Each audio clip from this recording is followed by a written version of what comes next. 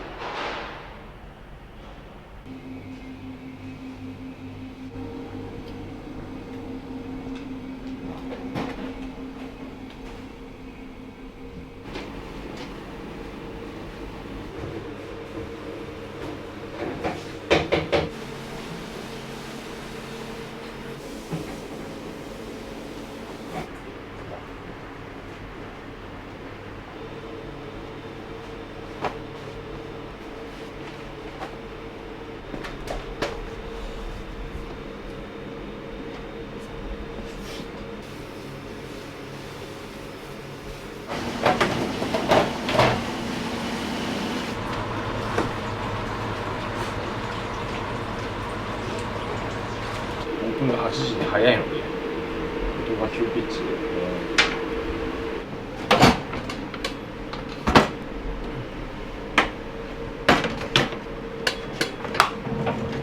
メニューがやっぱ一品だけっていうのは立ち食いそばみたいなイメージもあるので、麺固めとかね、お客様の要望に応えるっていう意味ではすごいいいのかなと思うんですけど、食べてもらいたいものを出すっていうことをやってますね。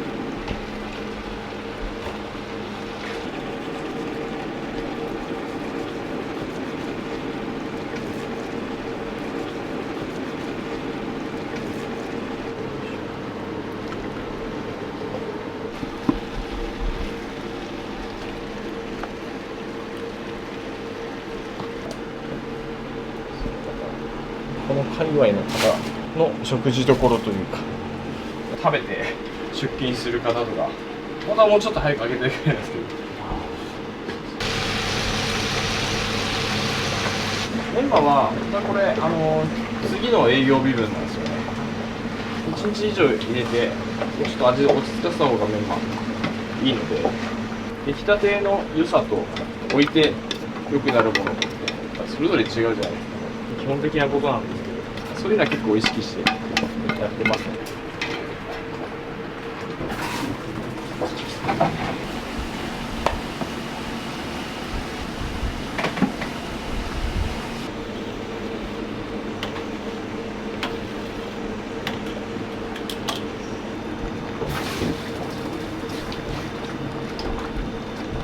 結構わかめのみわかめのみ週に何回も食べてもらいたいなと思うし、そういうラーメンを作ってるつもりなんですけど、どうしても塩分が引っかかりますよね、ラーメンは。その塩分の排出のためのわかめでもあったりします、実は。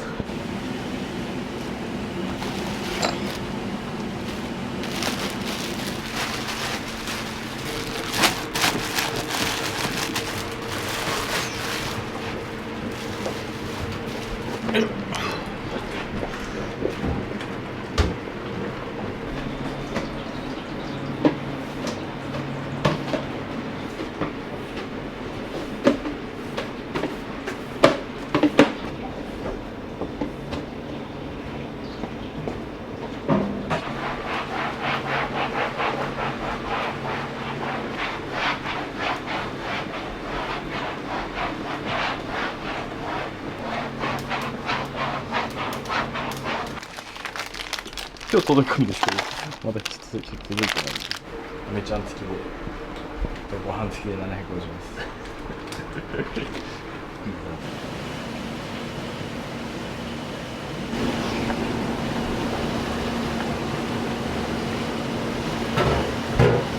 お店にこうやって炊いてると、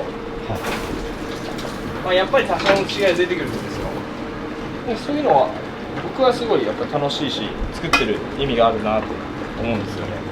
どの時間帯でも美味しいんですけど、そういうのを楽しんでいけるところまで持っていきたいですね皆さんが。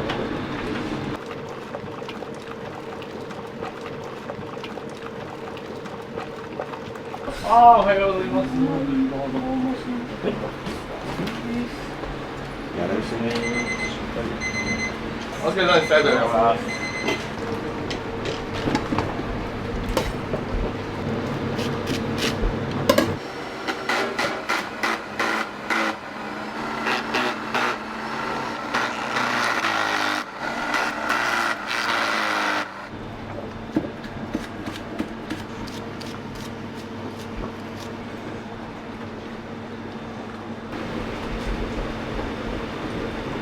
マシン使おうがなんだろうがちゃんと物の管理はしないといけないので、分かった上で包丁でねネギを切るとかネギマシンを使うのかちゃんとやってあげるとね違うんですよ。全然違う。さっきも角が立ってるネギで全然美味しいですよ。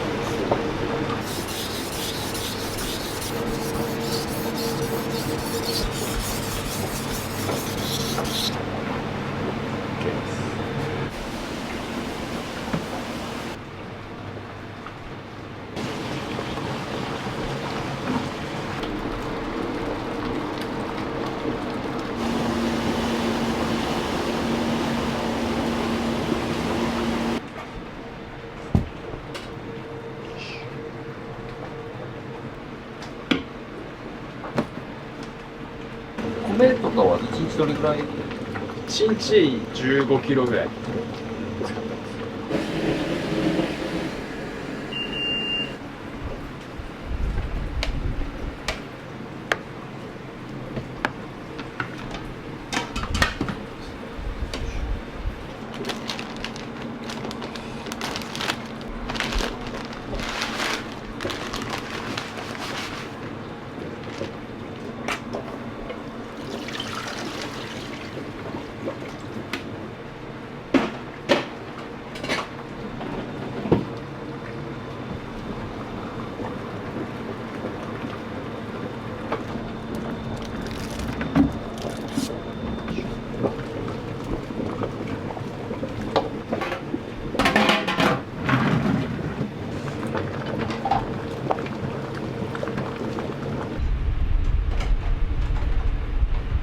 前はボクシングやってたんですけど、コロナでちょっと離れちゃったんで、ラーメンもボクシングもと趣味で延長っていうか単純に好きなんですよ。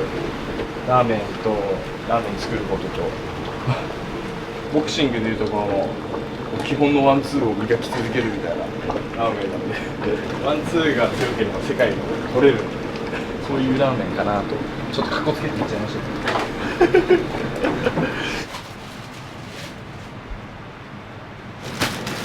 取って10回ぐらい。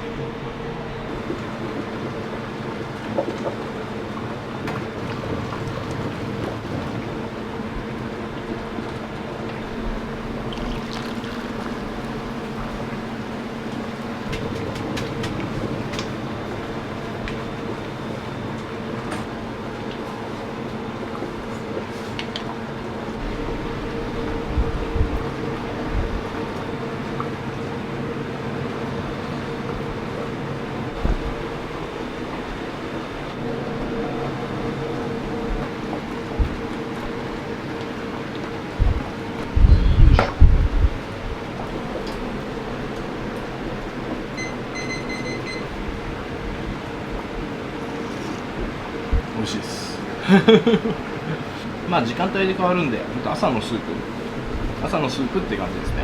すごいフレッシュで、この唐辛子もブレンドしてますからねちょっと辛み強いしさ、スープが熱いうちに入れると香りが立ちますし、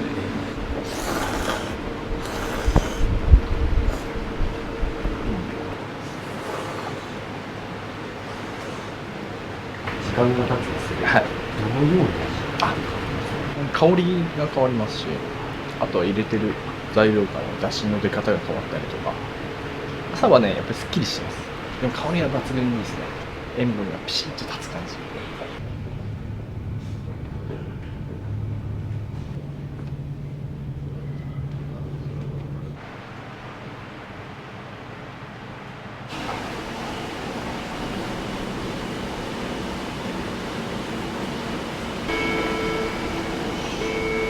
券売機あげますね。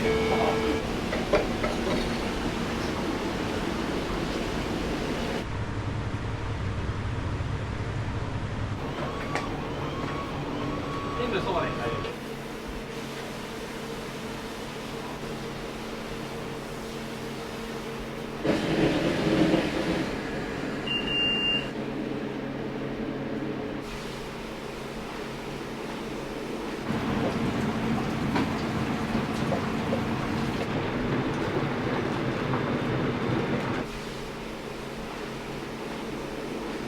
じゃあオープンします。ありがとうございます。お願いします。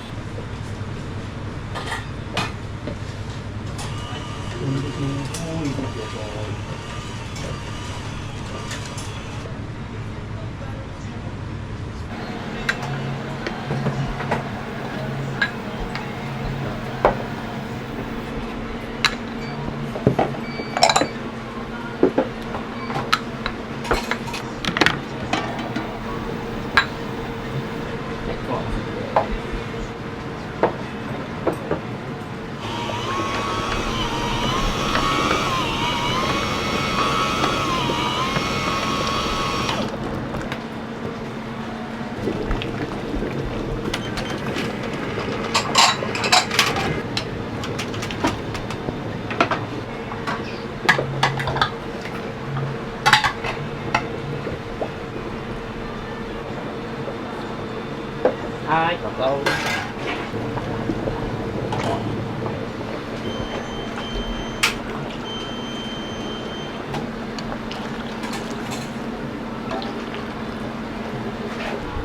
はい、そちらお水取っていただいてお願いしますね。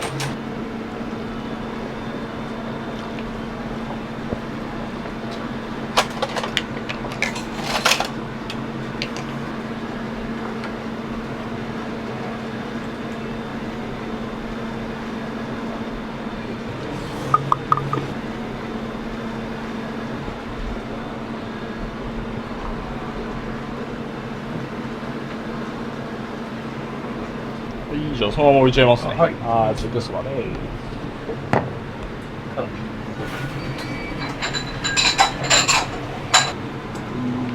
かせていただいて。はい、置いちゃいます。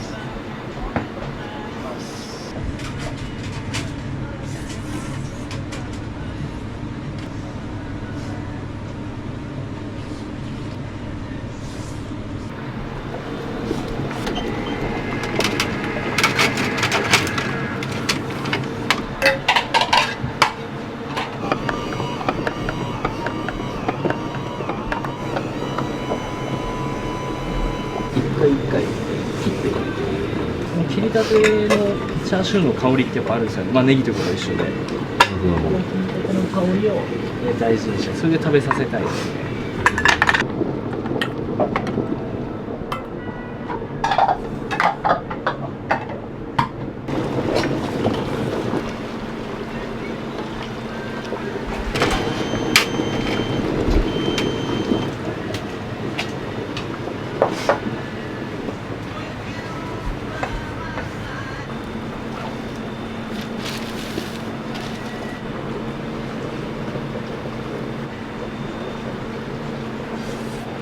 以上わかめの時置いちゃいますんでさ、よいしょ。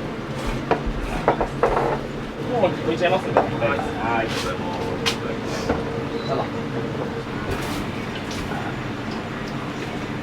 はい、ありがとうございます。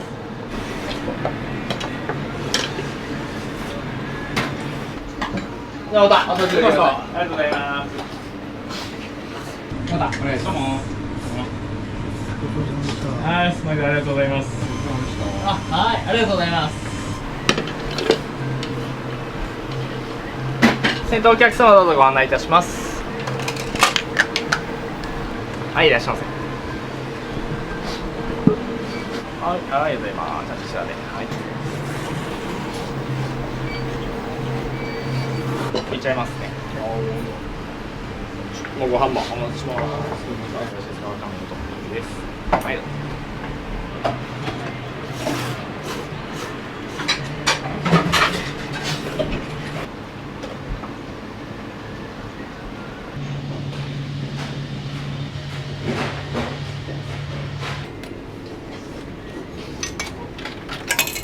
こちらからご案内するまでお待ちください。ご用意できましたら、ご案内していきます。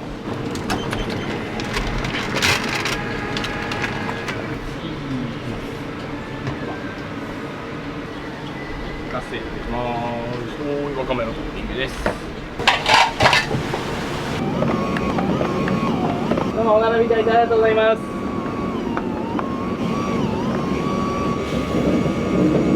先頭お客様どうぞ。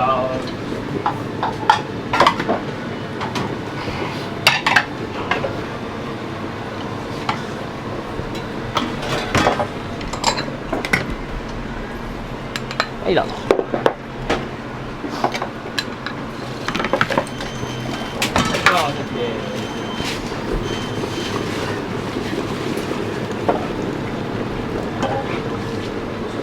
ありがとうございます。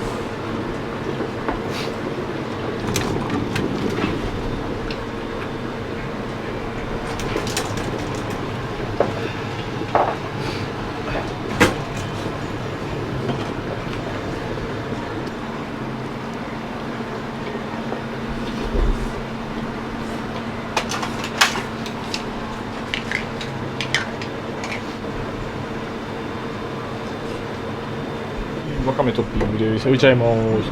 はい、どうぞ。お客様、ちょっとおかけいただきます。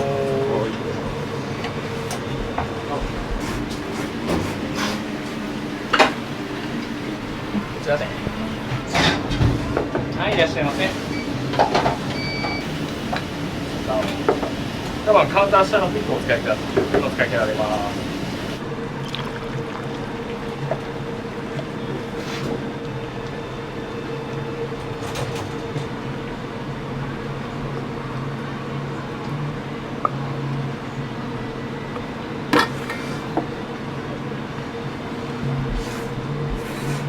ちょっとなみなみ入ってますんで、まあまあ下ろさせていただきます。前だけ。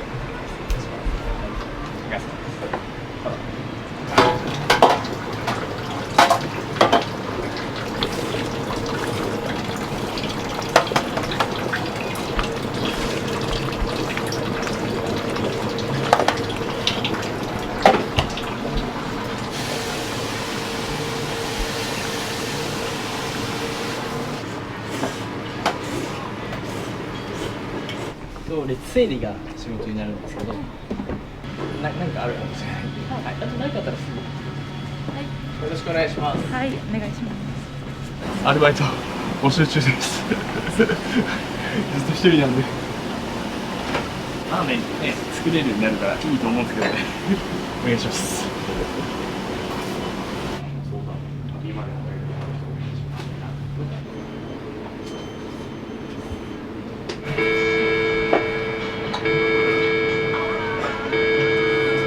はい、いらっしゃいませ。はい、ありがとうございます。そのままどうぞ。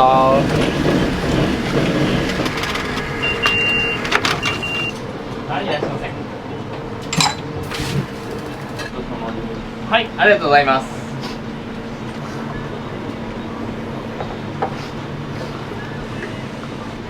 カメラのトッピングですね。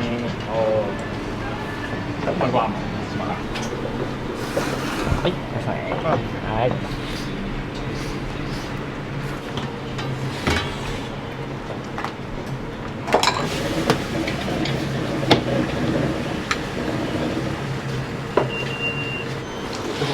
はい、ありがとうございます。はい、1名様どうぞ一番端の席へお願いします。はい、あ、おはようございます。連日どうも。はい。はい、じゃあ置かせていただきます。中華そばですね。失礼します。はい、じゃあ置いちゃいますね。はい、大丈夫です。並びましたでしょうか。はい、ありがとうございます。じゃあお待ちしてます。ありがとうございます。1名様こちらでご案内します。はい、いらっしゃいませ。出勤じゃ前置いといてください。こちらどうぞ。はい、じゃあどうぞ。いただきます。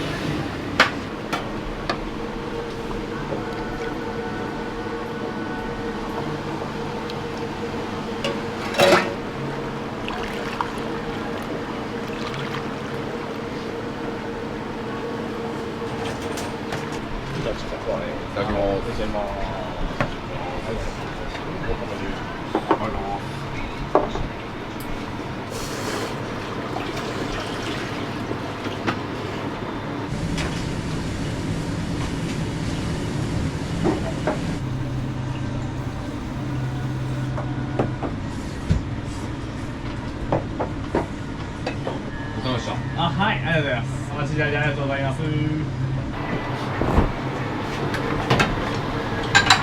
本当1名様、奥の席どうぞ。すみません。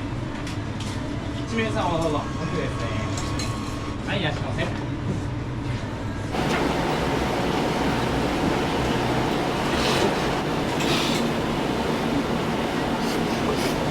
わかめのトッピングですね。入っちゃいますね。はい、置いちゃいます。おー、しわ。お願いします。はい、じゃあ、本日いきます。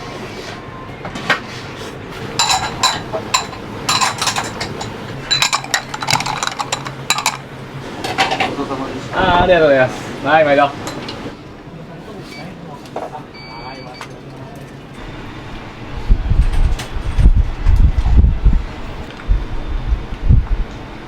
じゃあ、わかめですね。お願いします。あ、ごめん。お話しします。あ、どうぞ。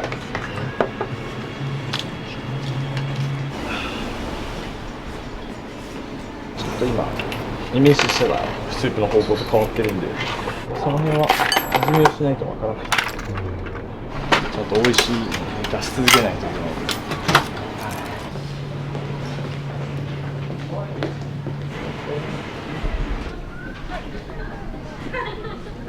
時間は、はい、よろしくお願いします。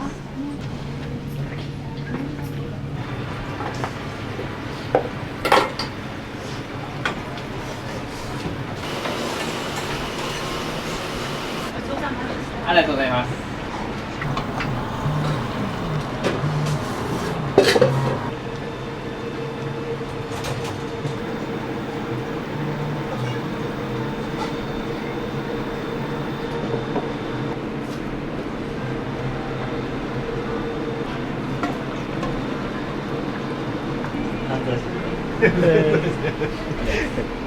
はい、先頭のお客様どうぞご案内いたします。はい。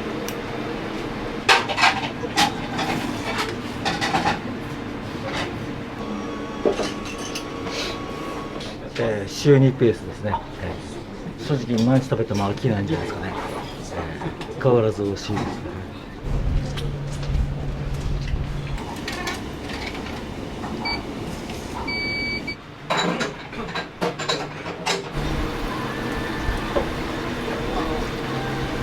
さあ、こちらでお出ししていきますね。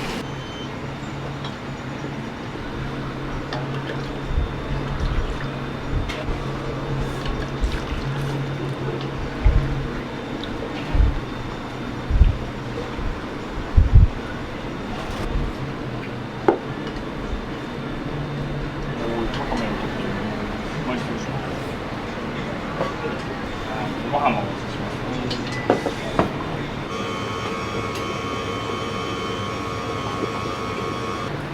中華そばとご飯ですね。はい。わかめ置いちゃいます。はい、失礼します。丸並み入ってるんでそのままで大丈夫です。私おろしますので、中華そばですね。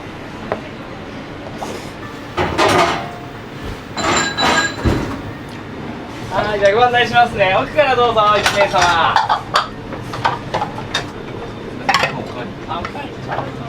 ラーメン仕上げてから向かいます。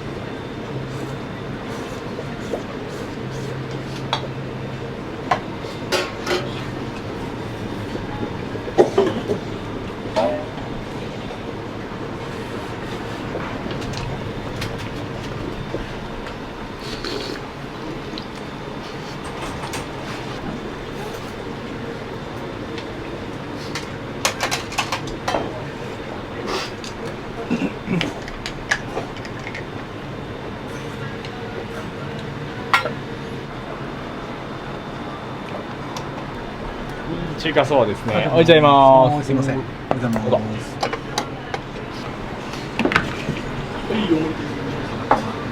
い、そこで。はい。これがよろしい。はい。はい、誰だったらお借りしてください。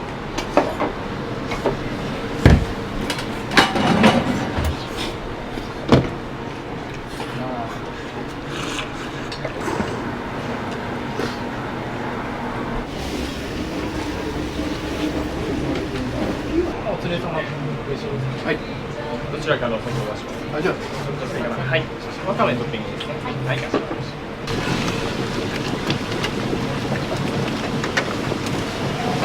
た。1名様、おきめご案内します。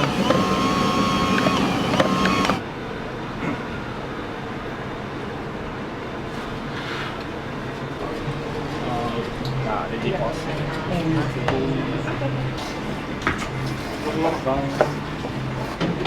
はい、いらっしゃいませ。はい、置いちゃいます。はい、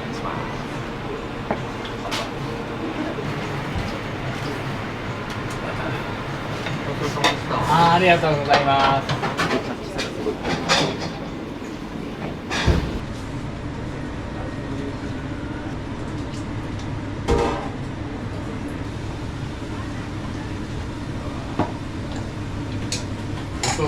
ありがとうございます。何回か来られてるんですか。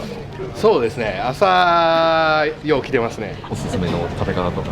チャーシューはご飯の上に乗っけて、最後に、ラーメンスープとかき込む。結構来てます。はい。一口目がもう忘れられへんラーメンです。めっちゃシンプルですね。スープも透き通っててうまいです。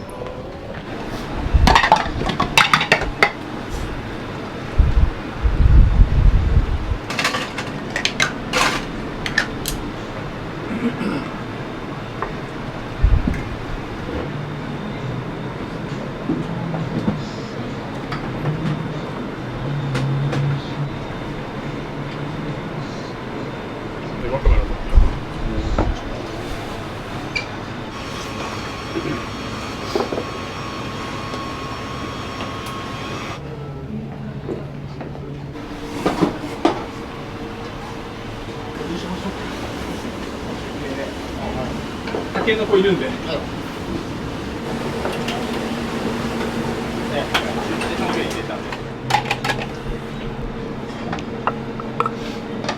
ちらね。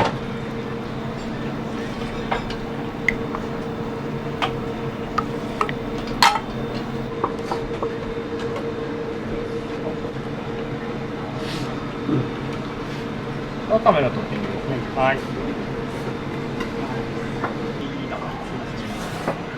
1名様こちらで。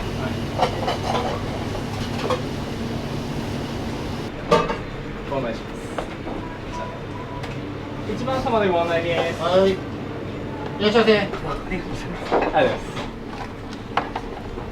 ルーチンというんです。これはうちの妻が書いてます。今日からずっともう8時まで。そうですよ、8時8時15時で15時だったんで集中してたなと思ってできるだけこう分散して都合のいい時間に来ていただけたらなと思ってだから営業時間延ばしました。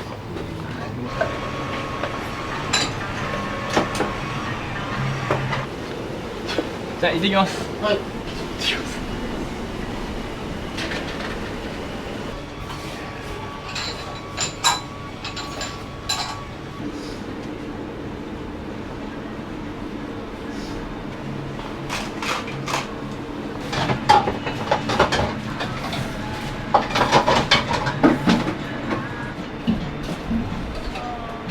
がとうございます。めっちゃ美味しいです。めっちゃ美味しいです。めっちゃ多分シンプルだとは思うんですけど、スープとかもなんかどんどん飲みたくなるような飲みやすい感じでした。すごい。でも女性でも多分ペロリといけちゃう感じでした。ぜひ食べてもらいたいです。さようなら。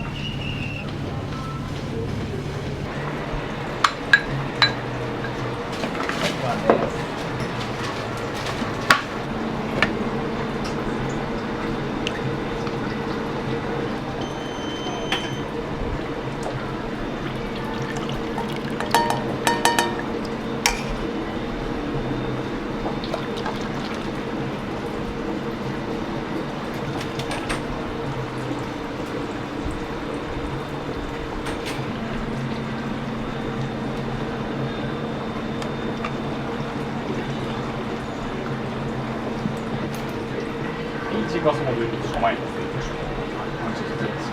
ありがとうございます。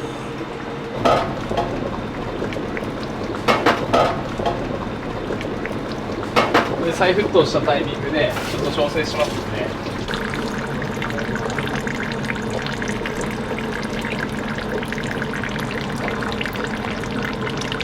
もう少しお客様とコミュニケーション取れてたんですけどね。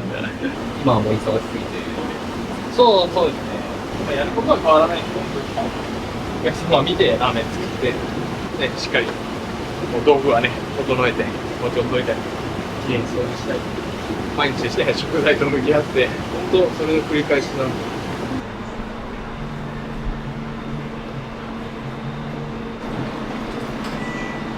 正解です。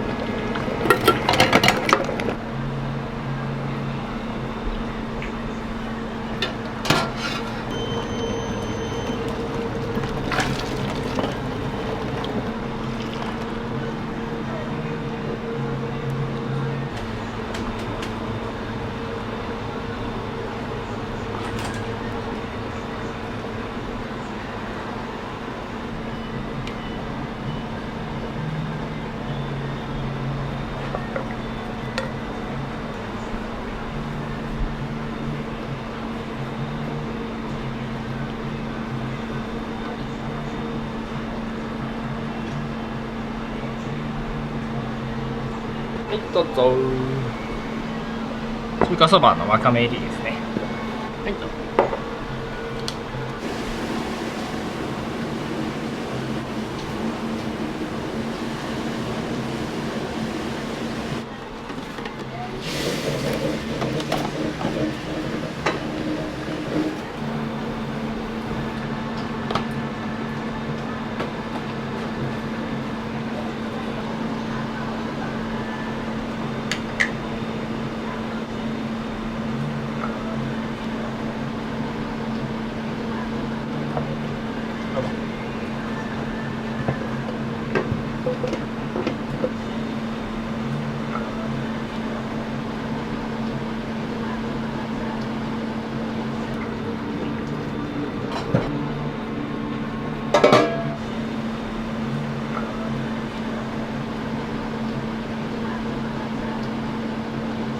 かけられるので、はい、ね、こちらお使いください。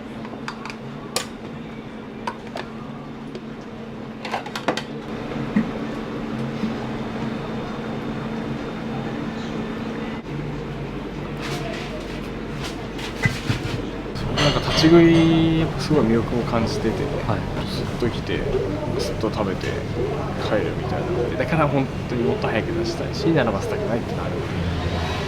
ただ本当おかげさまでね、いいと思っている方がたくさんいらっしゃるので、そういうもうお客様の要望に応えるべく、お店を展開できたらいいなと思いますね。はい、いらっしゃいませ。はい、ありがとうございます。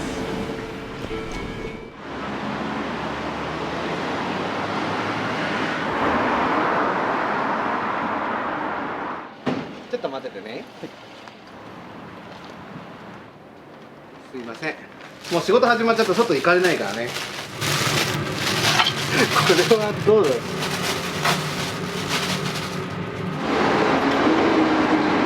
朝ごはん食べた？朝ごはん一緒に食べよう。でね、幸い米は上がってないんだよ。朝これをね3個炊くんだよ。65、最低65。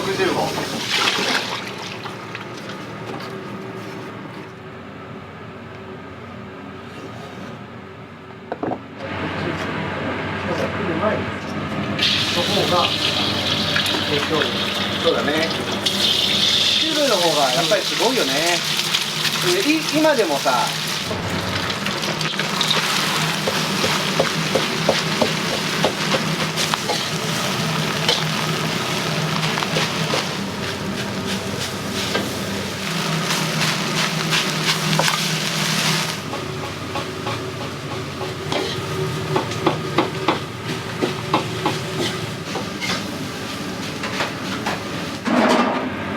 こんぐらい食える？いい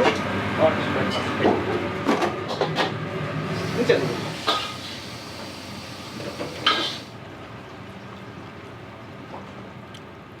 あと一番搾り15リッターを1本。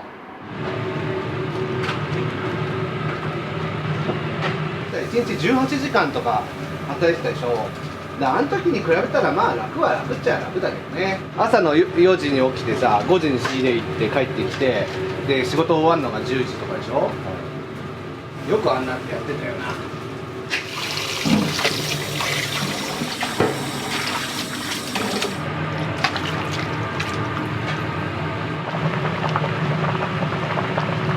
本当は80年は言ってるはず。うちのお父さんが生まれた時にはもうやってたって言ってたからな。初代のねおばあさんまだ生きてんだよ。うん、今101、97ぐらいまでここ手伝ってくれてたんだよ。うん、洗い物やってくれて、まだ今でも元気なんだけどね。利益出てないわけじゃないよ。ちゃんと出てんだけど、これが終わったら終わりなの、店が。この1日にこれだけ焼くわけで、これで焼くからさ、20本が限界なんだ、焼くのがさ。でそれが終わったら店も終わっちゃう。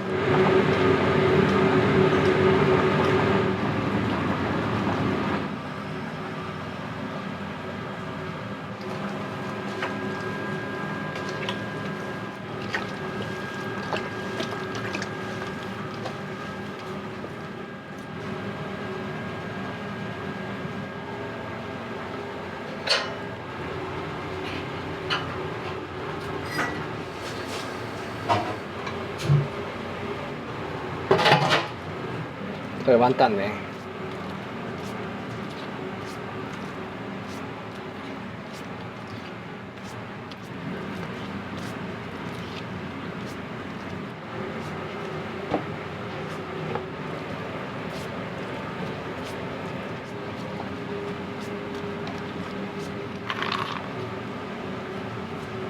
お肉の肉汁をさ、よくしいたけが吸ってくれてる。ないんだ。若い人が来るようなお店じゃなかったので、あんまり悪くは言えないけど、社会的に問題がある人とかさ、そういう人たちばっかだったからさ、もう街全体がだいぶ変わっちゃった。マンションなんかも新しいのどんどん増えたし、例えばね、ちょっとこう問題のある人とかで東京に住んでたりすると、この辺だったら住みやすいよって言って、この辺にこう流れ着いてくるんだって。だから本当吹き溜まりみたいなさ、あんまり言葉は良くないけど、そういう街だったの。父親はやっぱりほら決められたルールの上でやってきた人だから、自分たちがこういう多分こういういろいろお店を変えてくるっていうのはやっぱり嫌がったと思うね。もし切ったら、今生きてたら多分いい顔しなかった。混乱したら多分怒られちゃうね。そう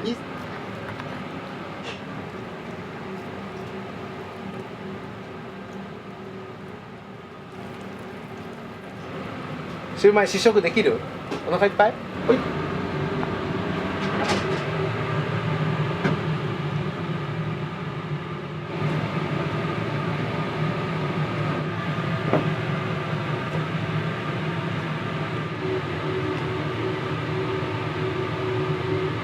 1個包丁で割っといてあげるよ。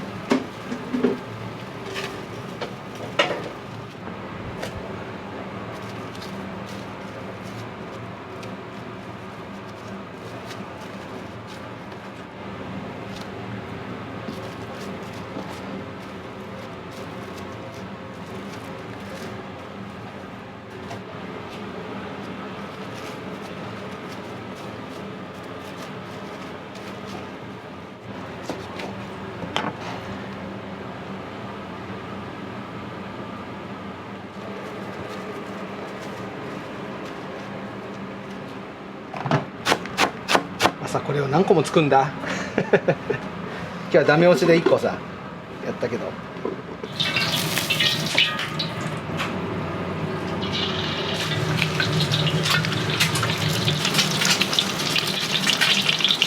回するとさあれだもんね卵1個30円でしたもんね1個卵の値段が消費税入れると書いてあったよね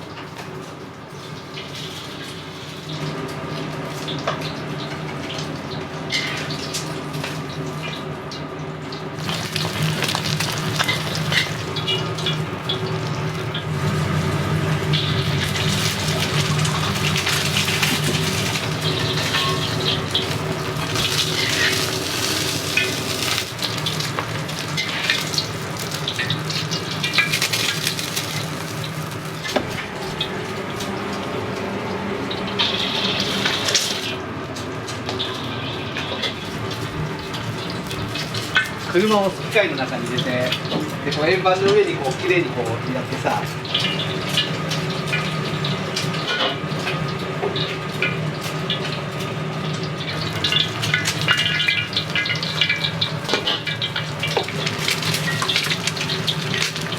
それから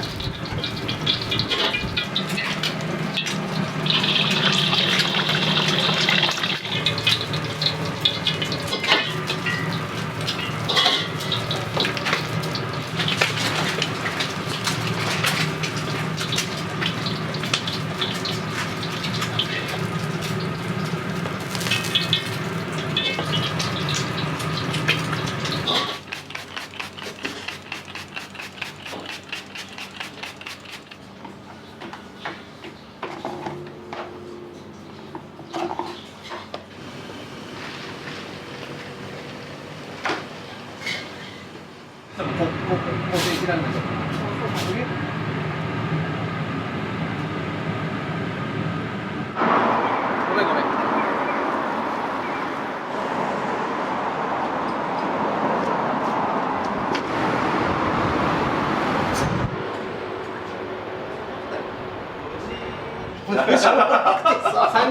3人で行く中継はパチンコ屋さんのビールバルチス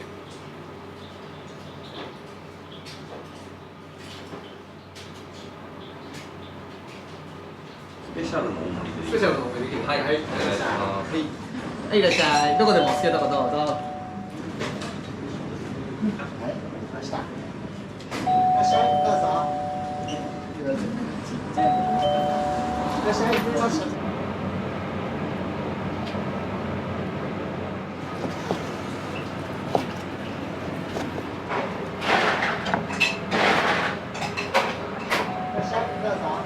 11時になると来るでしょお客さん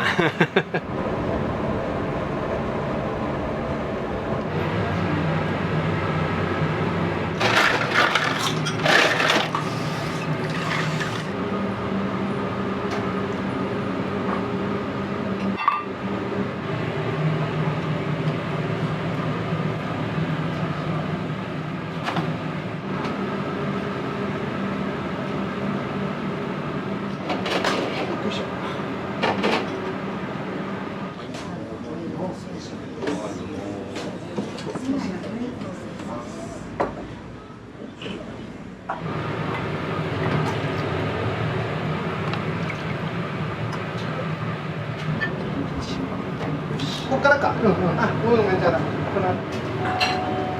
いらっしゃい。座敷の真ん中空いてます。どうぞ。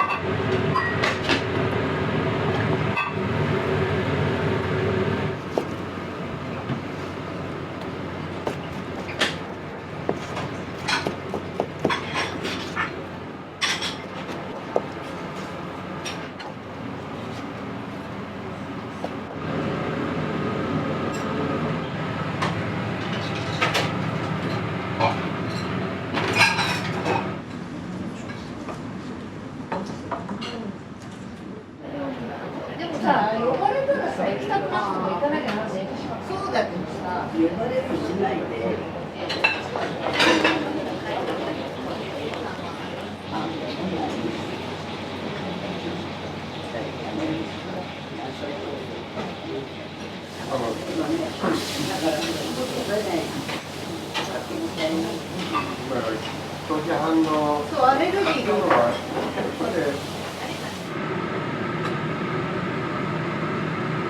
どっこいしょ。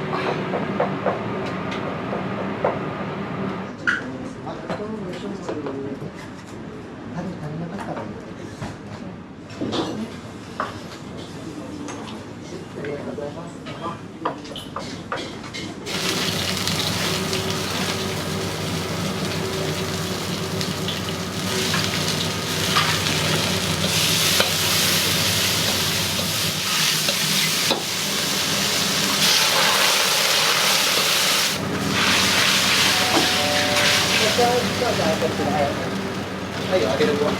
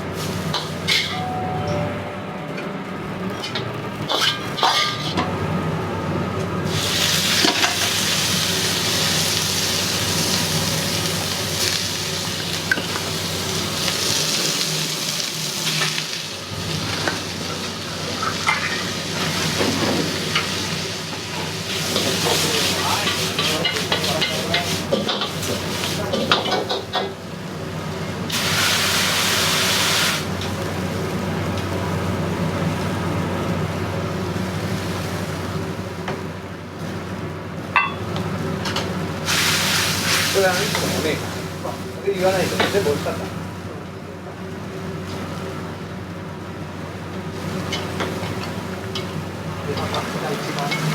た。あ、レバカツも美味しかったね。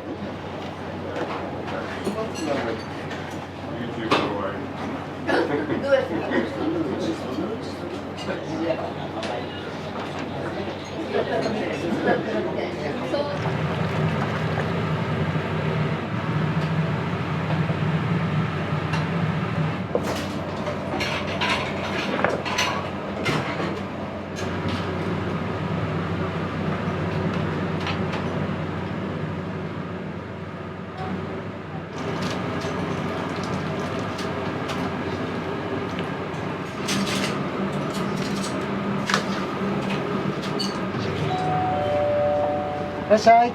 どうぞどうぞどうぞ。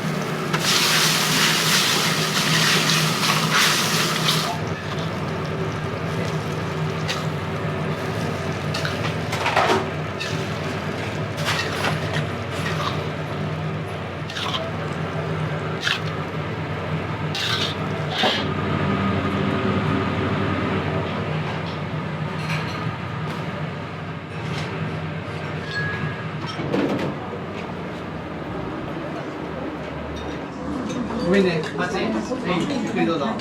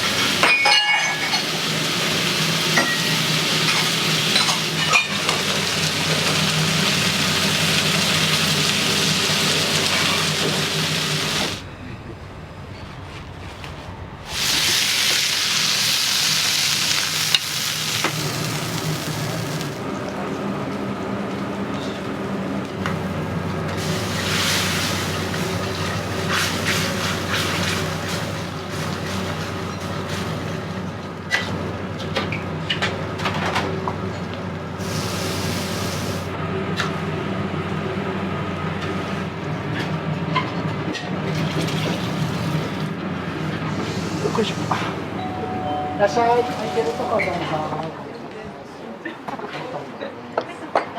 まあ、ソーセージも作りますのでね。よいしょ。失礼します。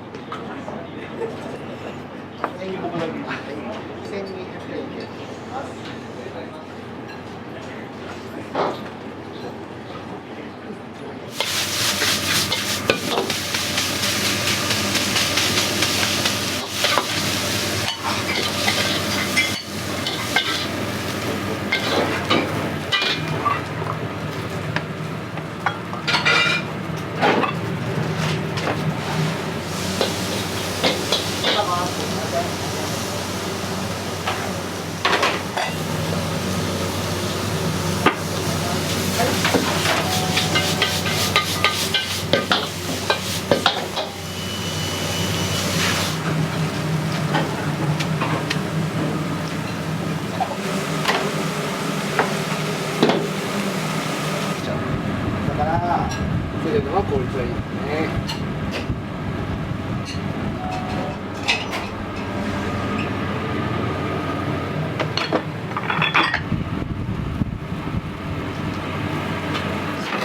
いらっしゃい。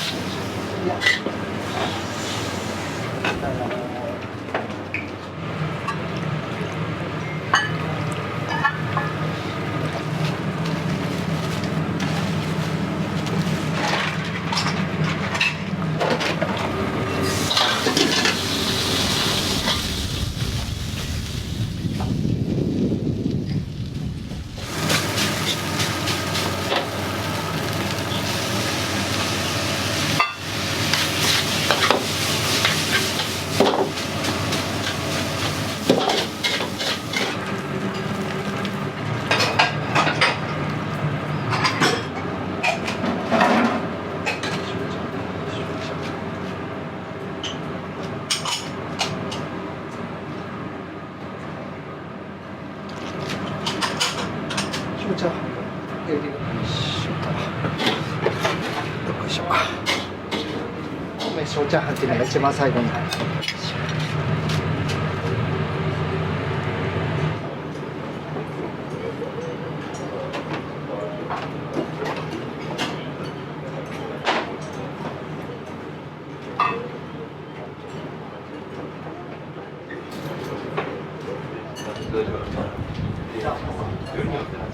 ありがとうございます。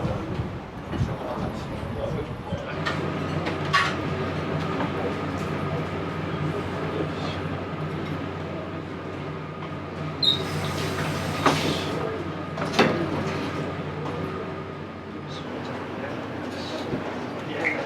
待ちどうさまです。よいしょ。ごゆっくりどうぞ。すいません。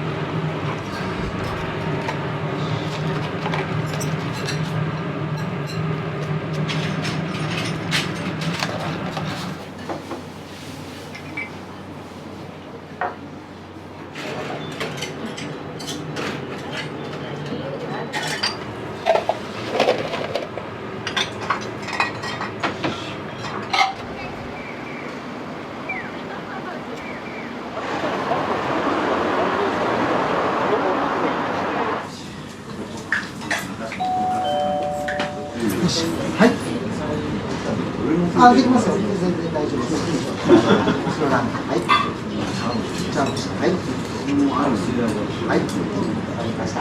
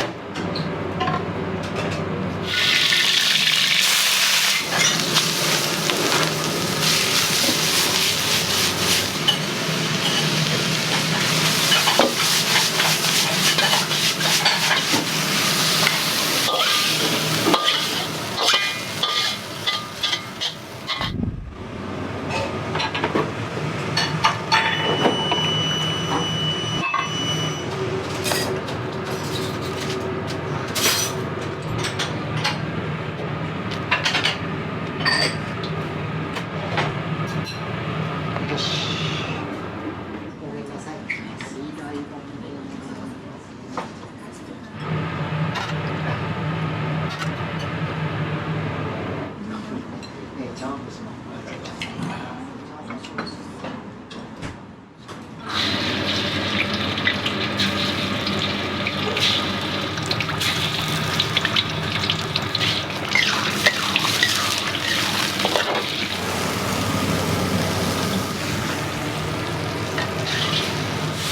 はい、そうですか。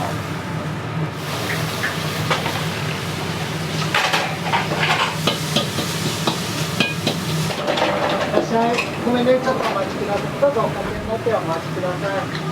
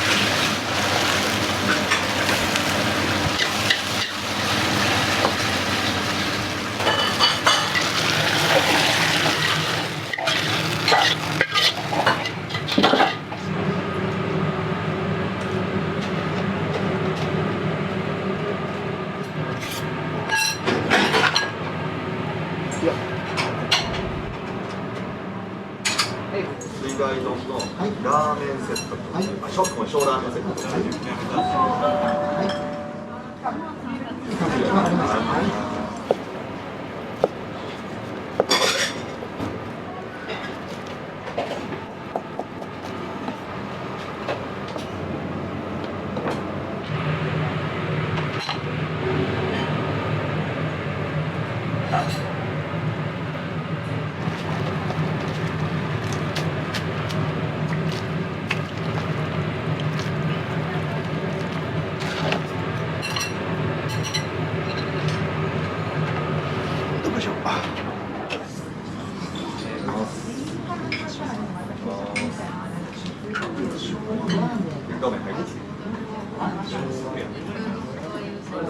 ネギ焼き豚はい、ネギが先できてるから、や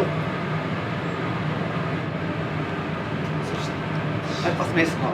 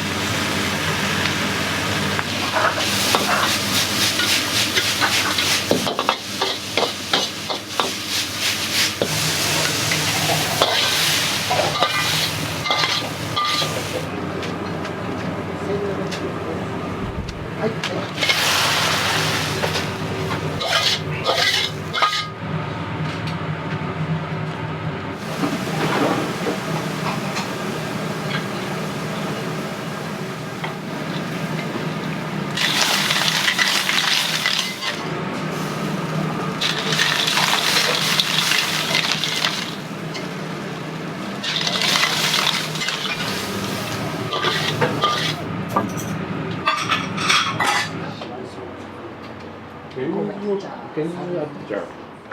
その後ちょっと分かんなくて。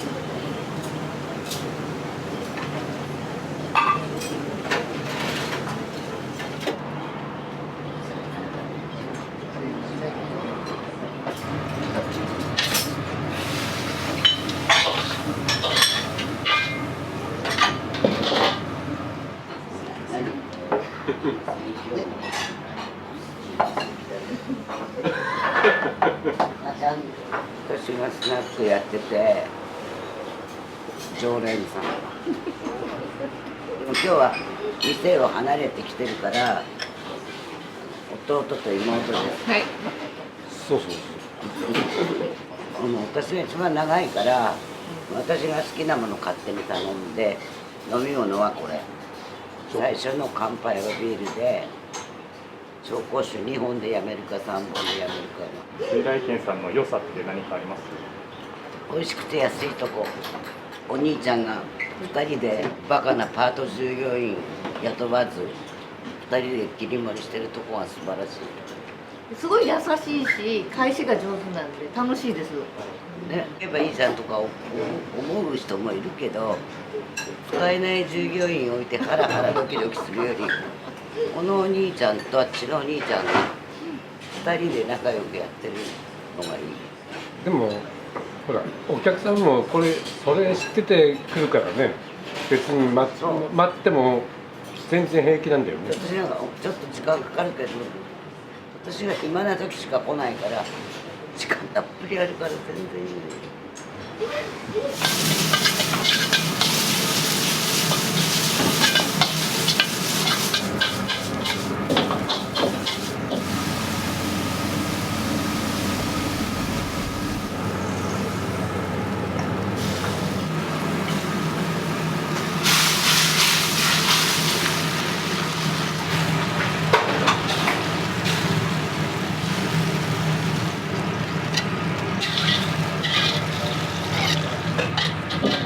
はい、お待ち。どうぞ。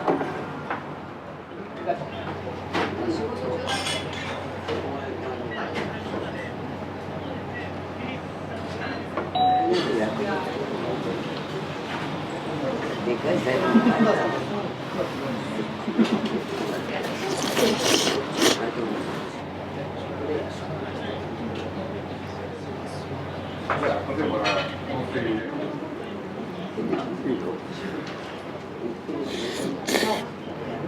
タレを溶いてかけてよく混ぜて卵かけご飯にして召し上がってください。お願いします。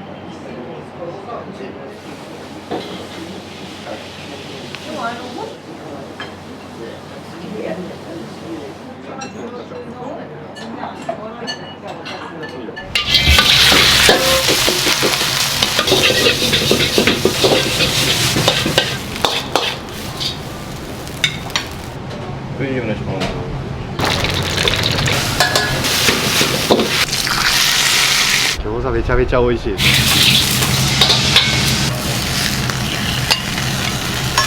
何回でもおかわりします。お願いします。ここでもみんな基本的に何でも美味しいんで、初めてのものでも安心してチャレンジできる感じなんで。うまそう。お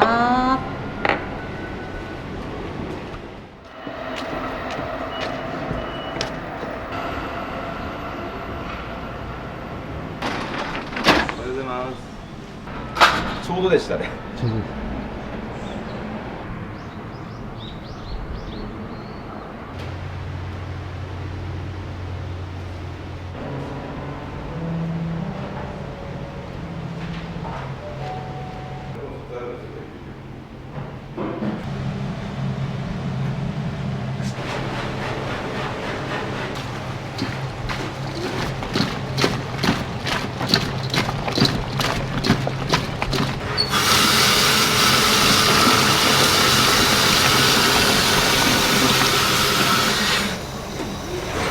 何回か洗っていきます。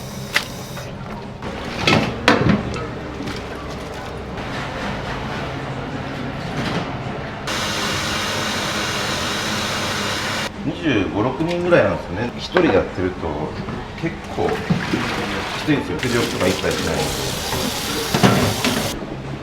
これは一回水気を取って。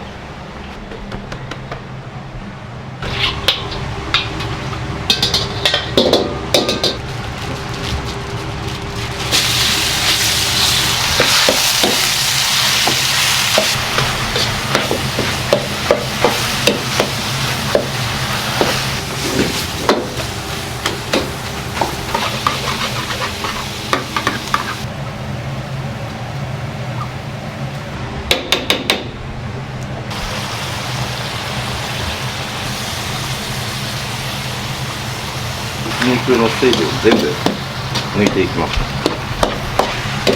カラカラになるまで炒めて。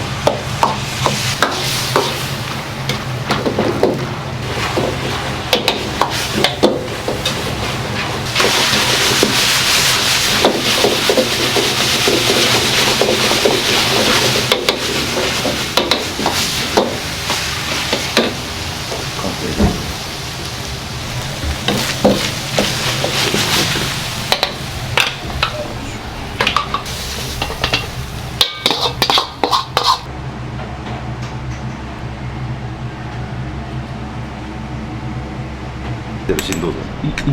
チャーハンに入れたりとか何でも使えるんですよこれ本当に。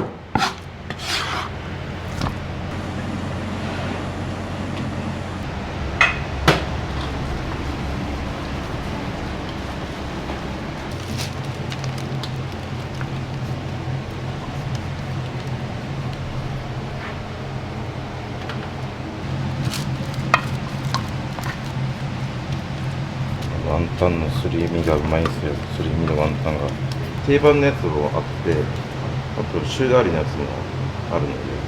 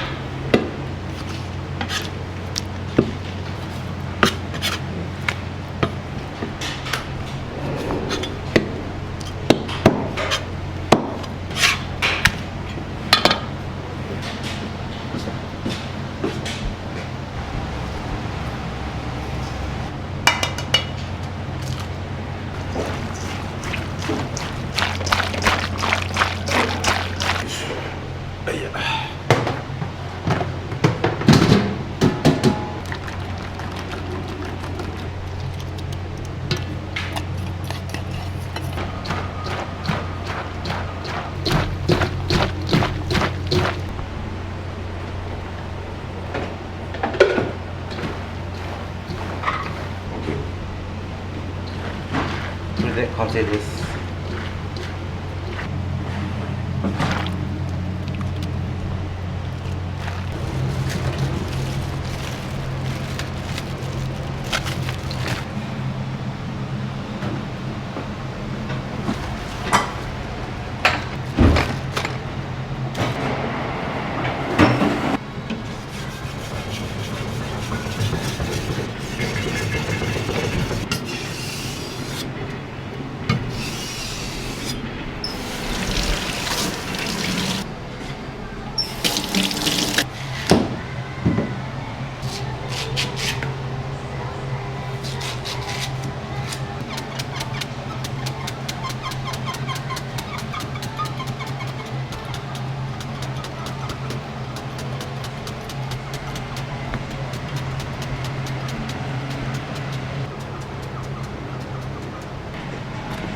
一回水分抜いて、次はつけだれにつけていきます。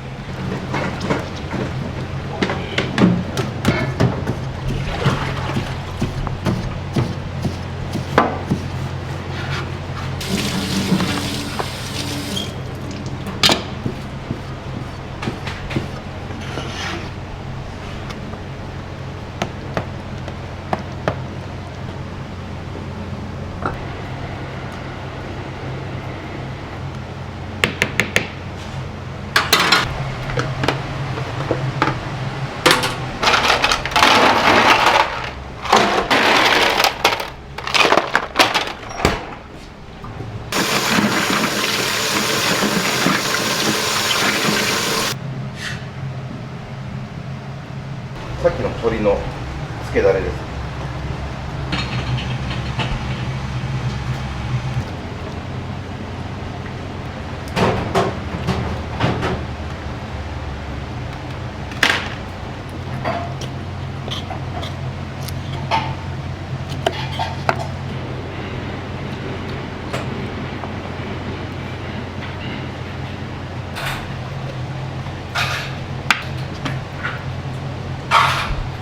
もも肉です。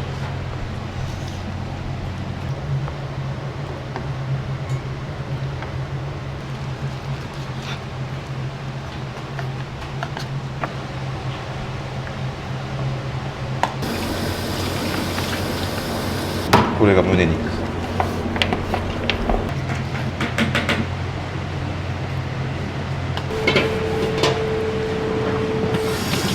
住宅街でやりたかったんですよ。住宅街で結構本格的なというか、はい、だから常連さんみんなもう中華街に行かなくなっちゃったって嬉しいですよね。そうやって言っていただけると。よし、OK。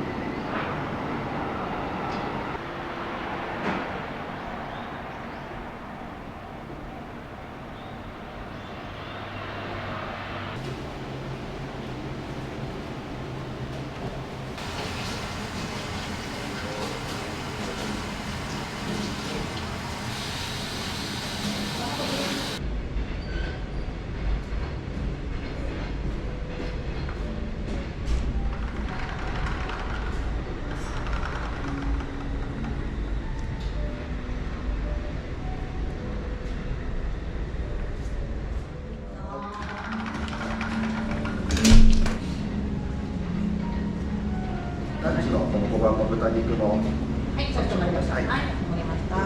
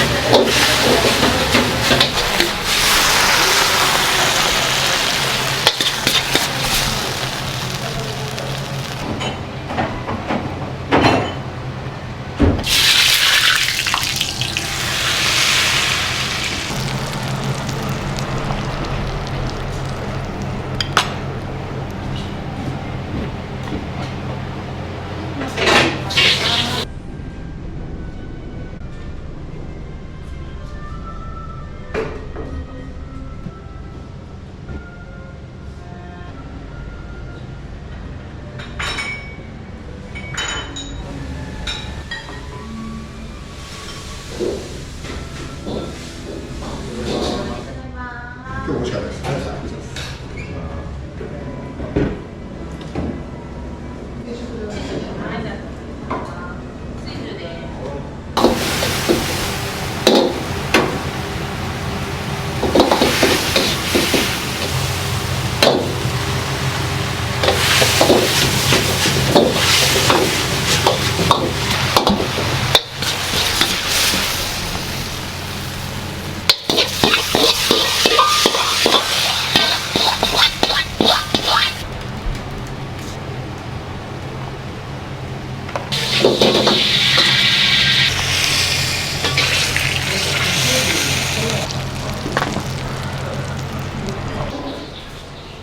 コロナで1年ぶりだったから。うまそう。うまそうだし辛そう。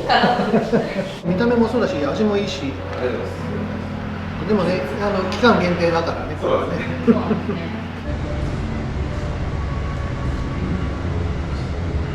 できて間もないくらいから通ってますけど、ここでもみんな基本的に何でも美味しいんで、初めてのものでも安心してチャレンジできる感じなんで、ご苦労様です。失礼します。こんにちは。こんにちは。いや、これはわかんない。黒バナ担々のを食べる。そう。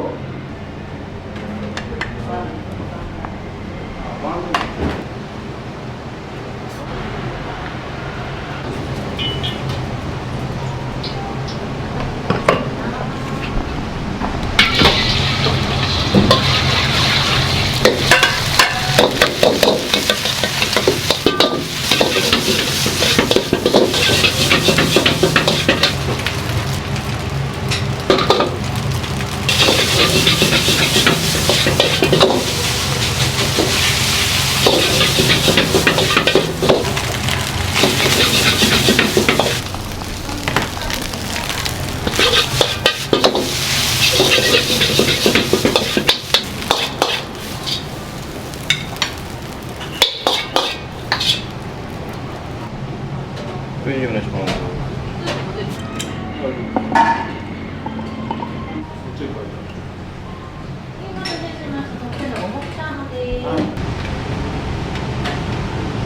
肉汁あふれる餃子です。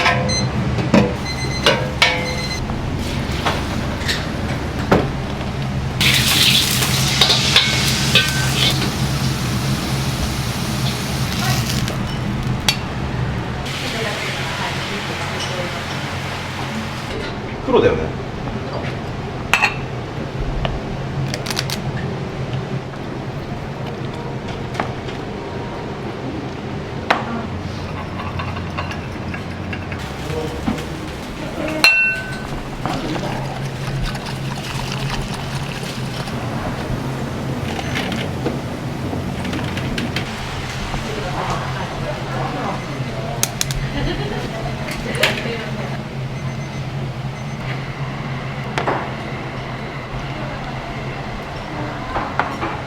よし。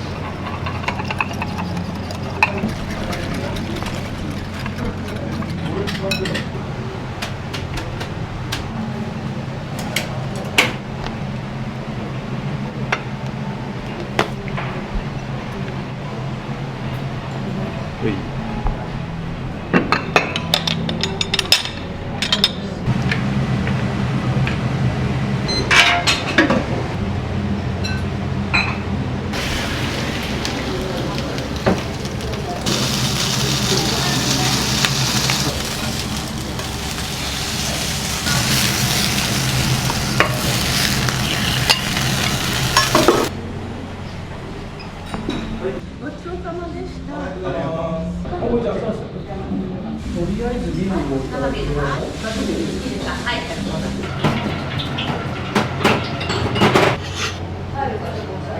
はいお願いします。でも先月末以来ですか。それも最近全然行ってなかったので。そうかもしれない。すみません。結構怒られるんですか。はい、黒酢の酢豚と大山鶏の唐辛子炒めがすごく美味しいです。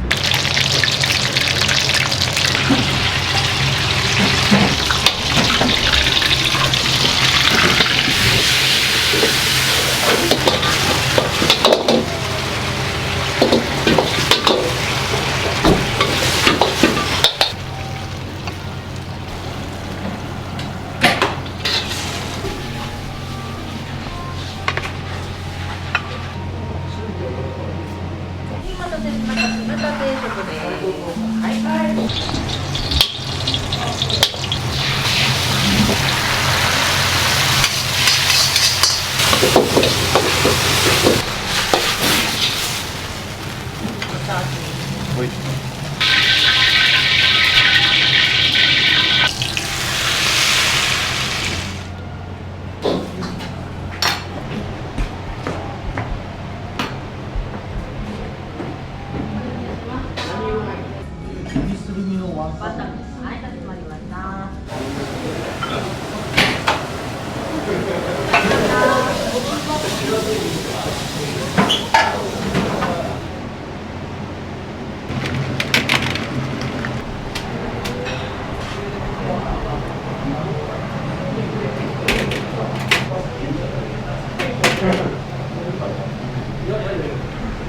お願いします。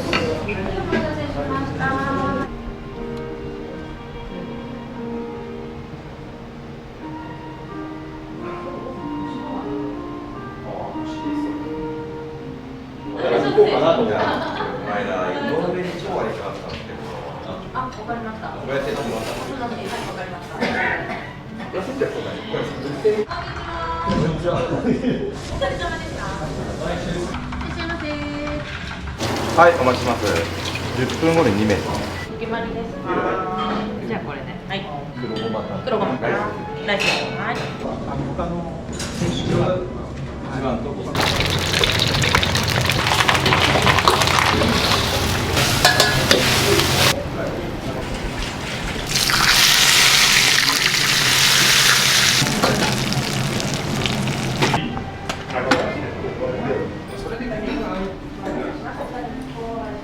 黒。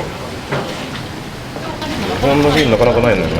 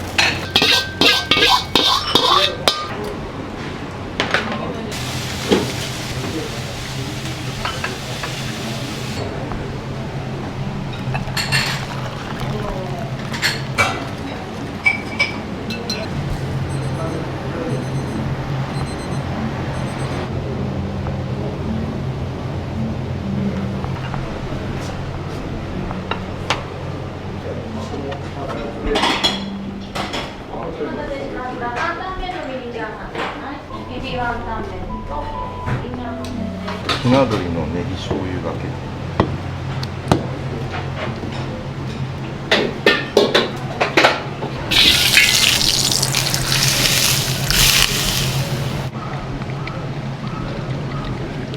はい。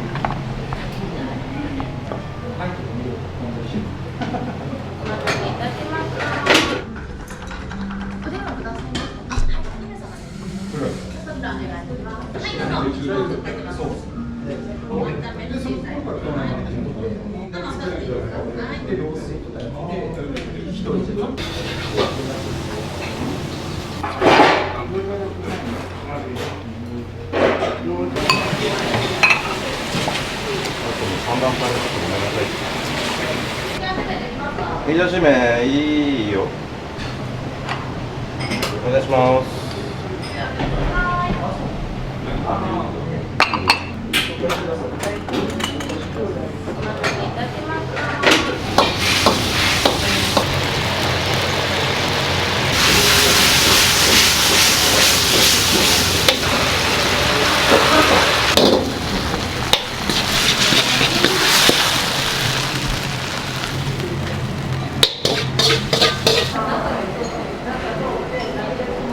ありがとうございます。はい、お願いします。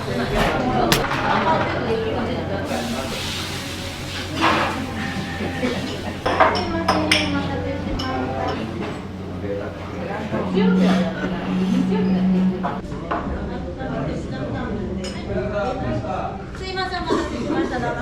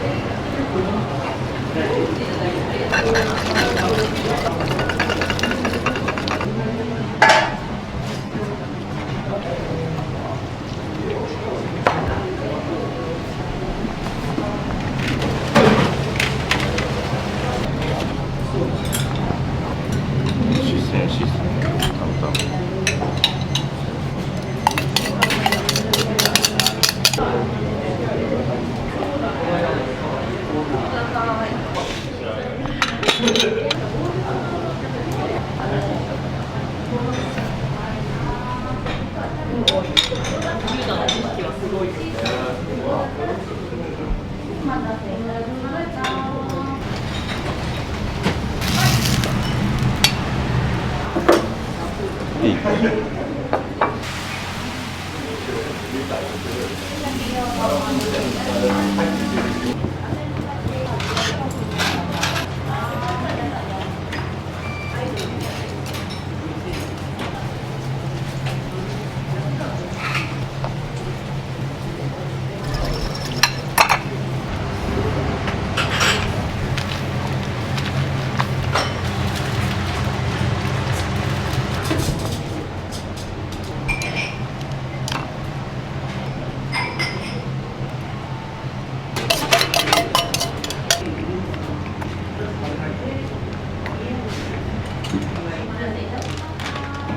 美味しかったです。ありがとうございました。お疲れ様です。マスター頑張ってよ。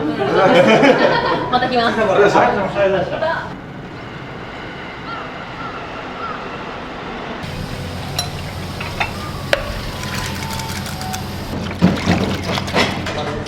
がとうございます。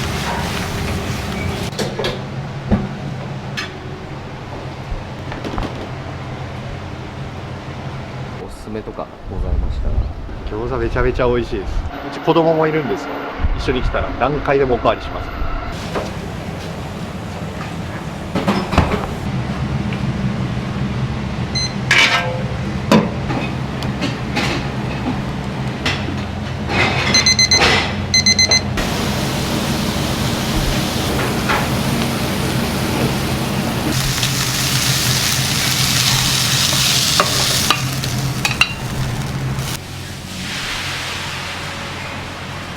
餃子食べるとき気をつけてください。肉汁出るので。担々麺お待たせしました。焼き餃子お待たせしました。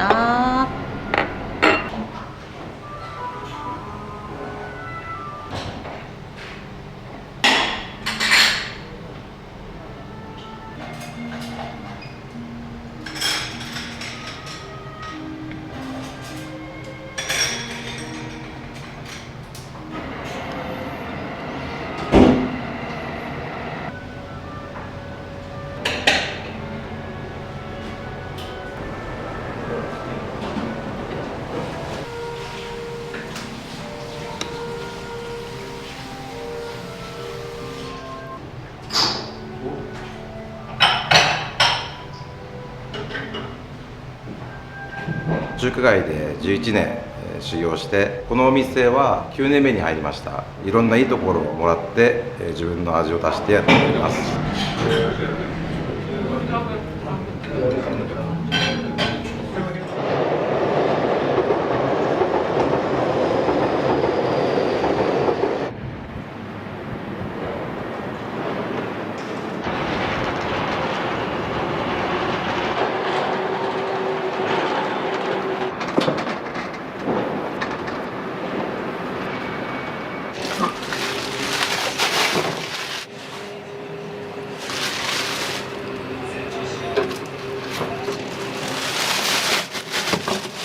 そうですね、7時半からやらないと間に合わないですね。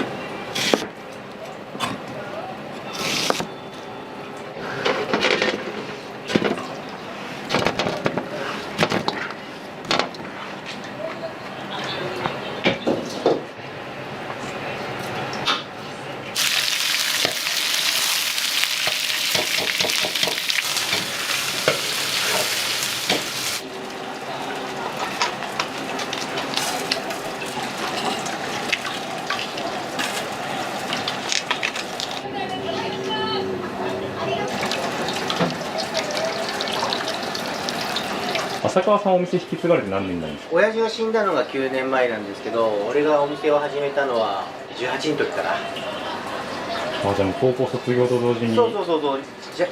バブルの絶頂期で、めちゃくちゃ忙しかったんで。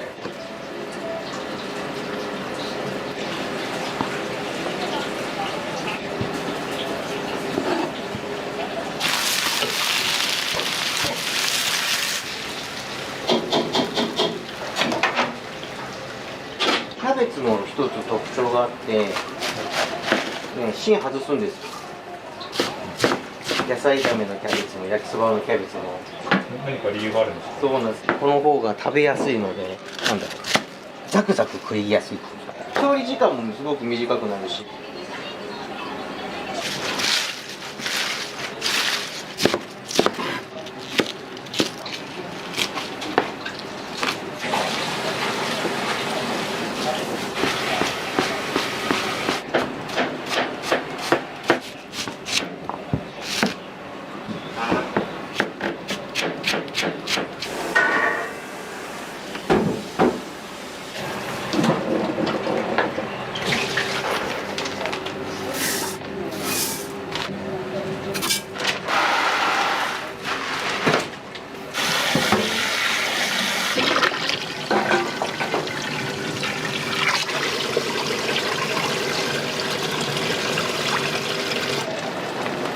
利尻だと煮詰めてもそんなに昆布臭くならないから。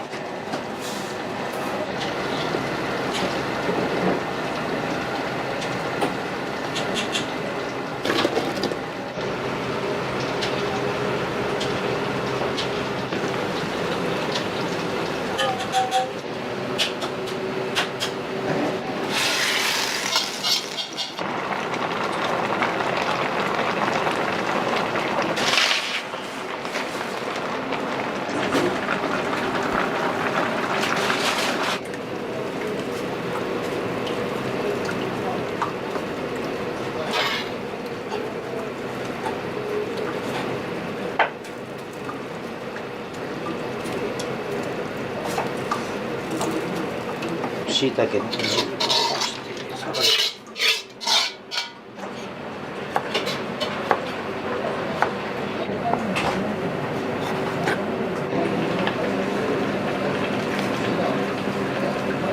皆さんもほかほかのご飯にガリガリガリガリ食べてくださる。昔の丼を現役で使って注目はここです。曲板がまだありません。722がまだない頃です。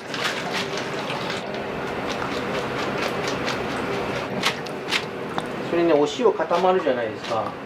水分入れるとほぐれるんですよ。これ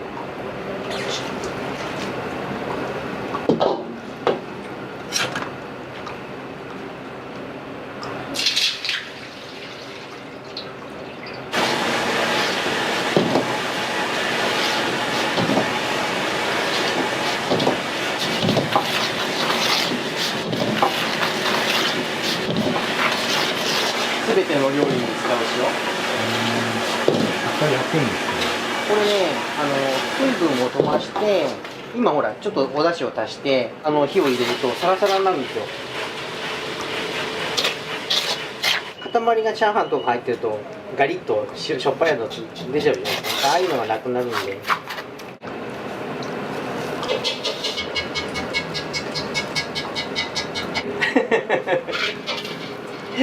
チャーハンの具にするバラ肉です。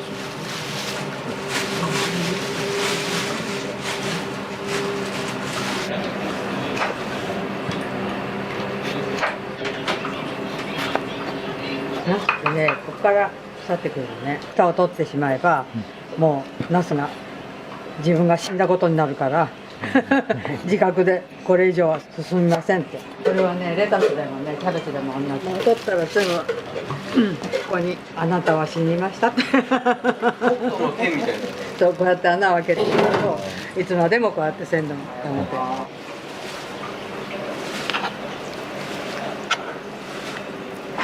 作っといたカレーですね。カレーも作り始めると奥が深いんですよ。これ一筋縄ではいかなかったですね。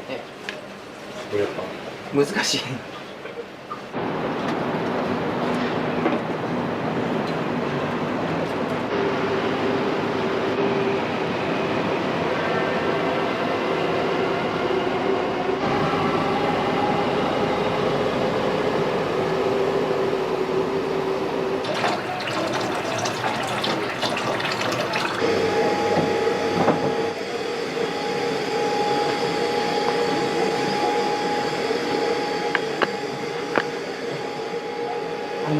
この辺に住んでた子供たちが20年30年経って自分が親になって、子供を連れてまた「パパママはここのラーメンだぞ」って言って「お前たちもここだな」って言って子供さん連れてね来てくださるとやっぱり嬉しいですね。団子出すとこれでちょうどになるのね、半端にならないでね。これで一応お昼の分はおさん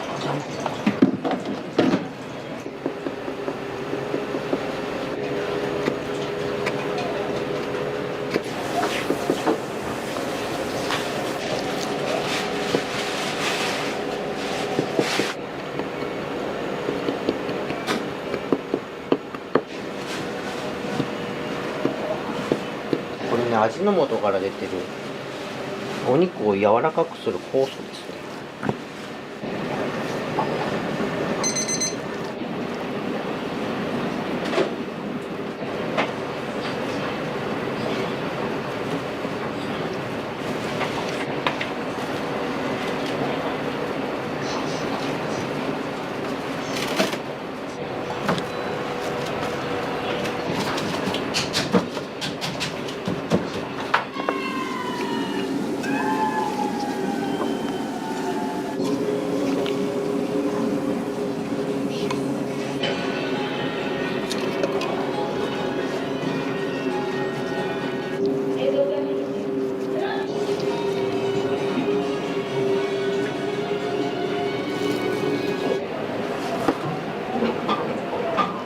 焼きそばもよく出ますね。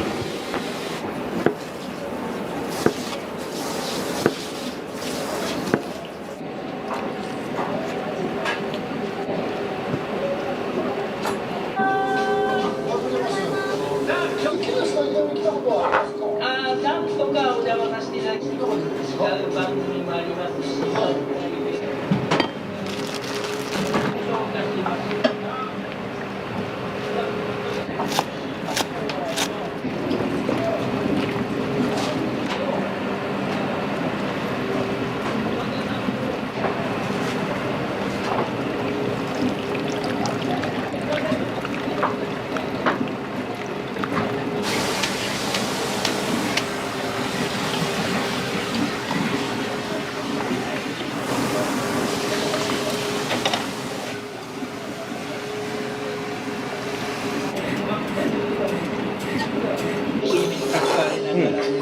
まんまだね。なんか邪魔だなとか、先ほども言いましたけど、加藤さんと非常にね。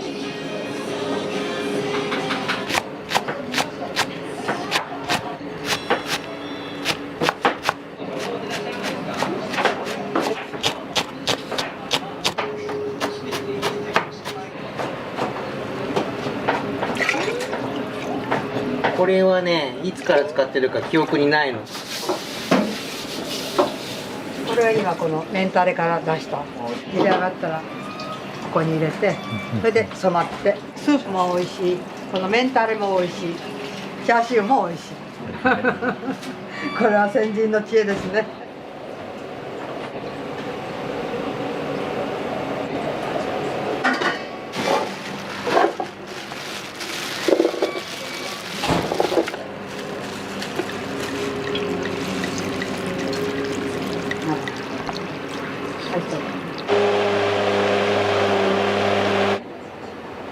できた？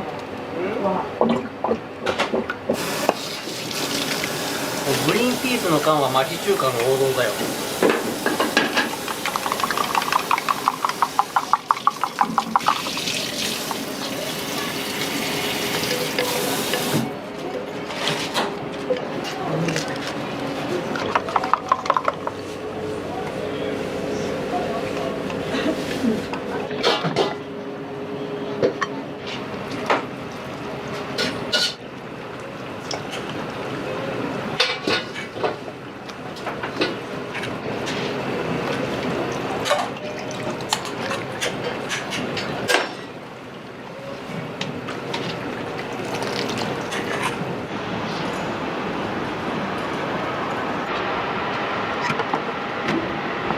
はい、じゃあ、どうぞ。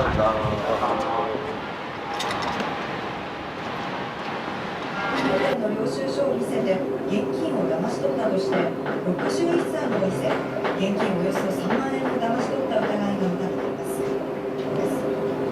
請求が高額だったことをはい、いらっしゃってどうぞ。生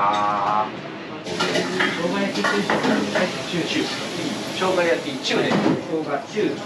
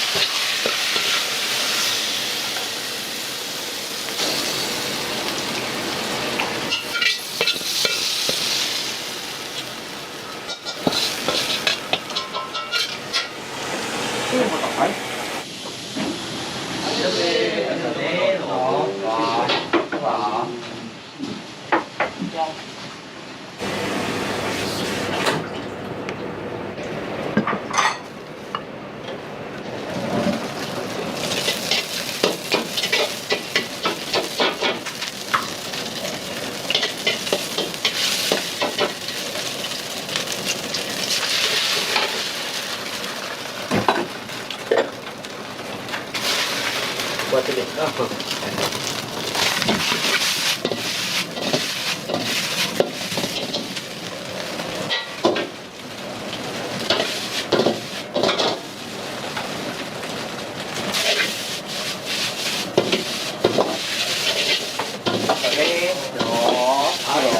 ごちそう。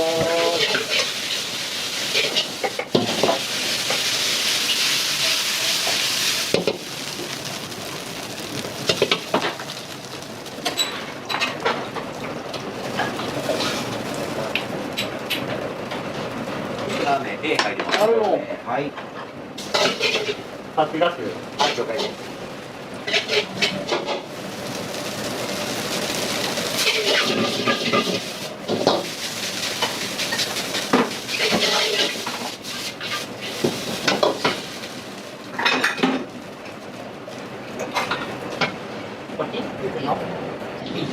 半ちゃんラーメン。ラーメン A 入ります。はい。はい、いらっしゃいませ。あ、どうぞ、どうぞ。難しいですね。どうぞ。誕生日なの。あ、そうなんです。おめでとうございます。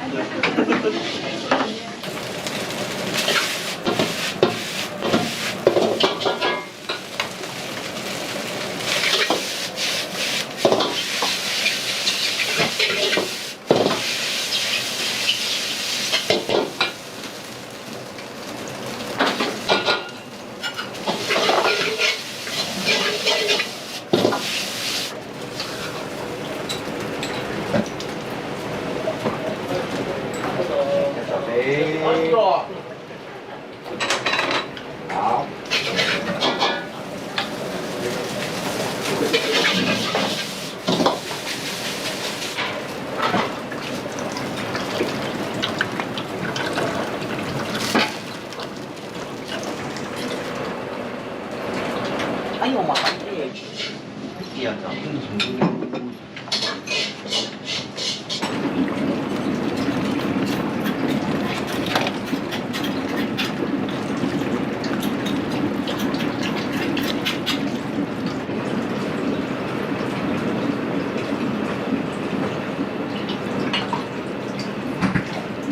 どうですか、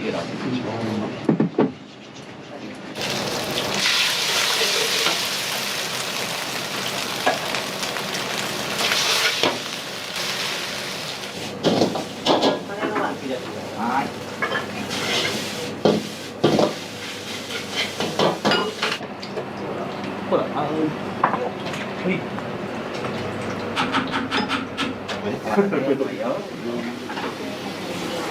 い、カレーですね。はい。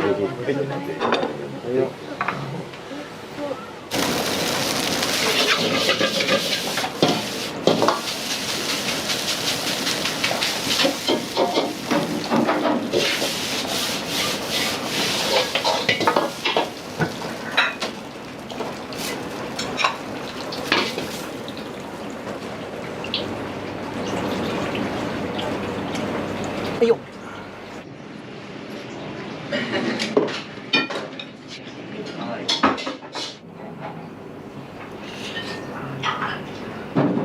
美味しい。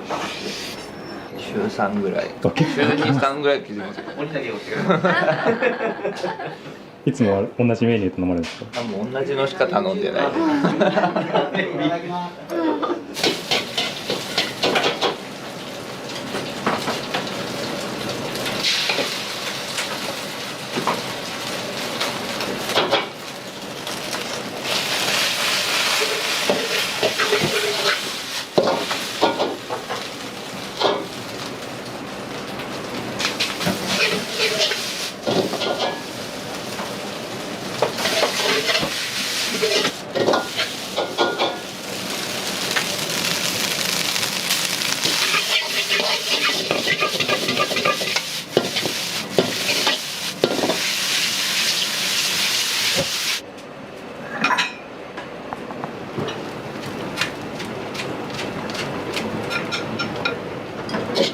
はい、いらっしゃいませ。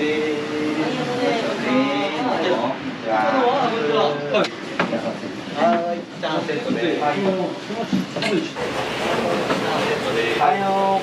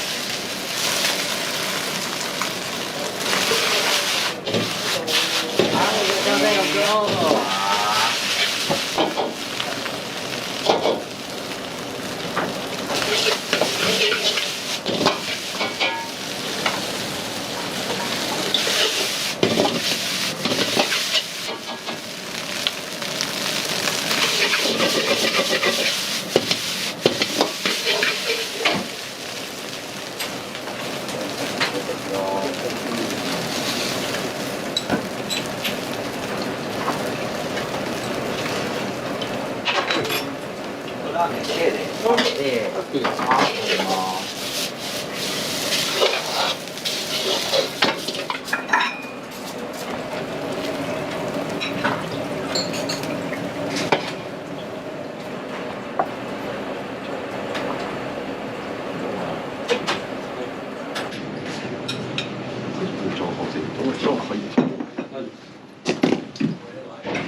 い、いらっしゃいませ。空いてるところどちらでもどうぞ。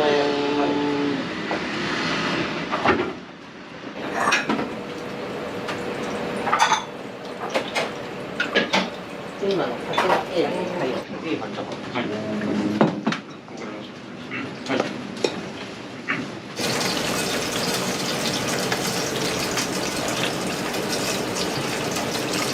で、感じに餃子見ててね。はい。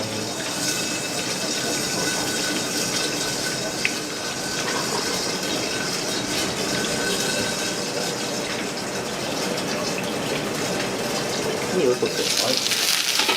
まだ。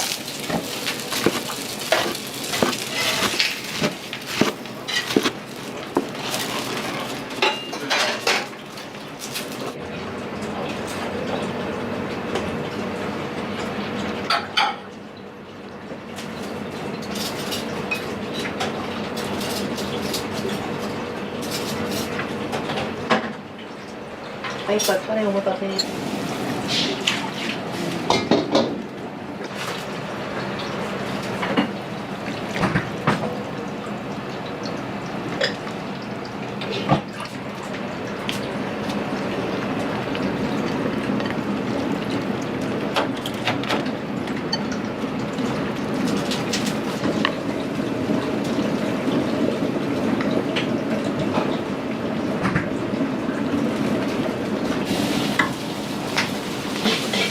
ラーメン B。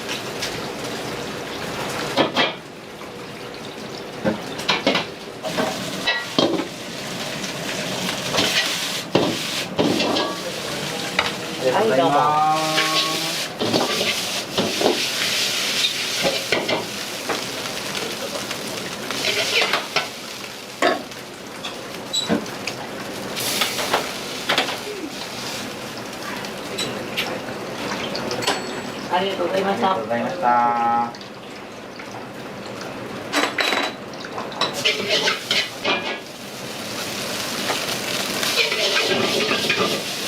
い、ありがとうございます。どうもどうもありがとう。はい、ありがとうございます。ああ、どうもどうもありがとう。ありがとうございます。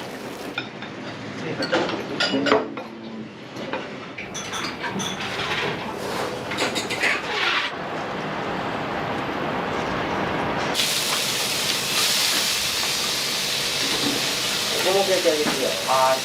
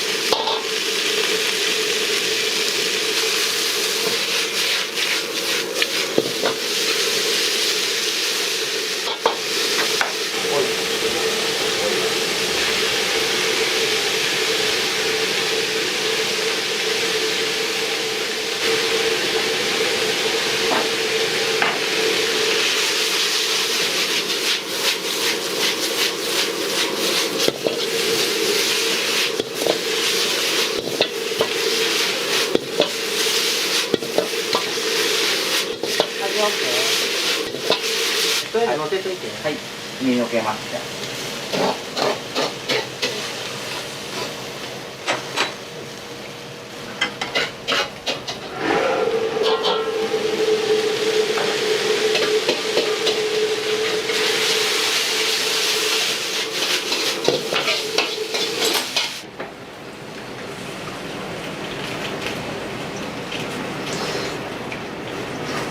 五目焼き上がりよ。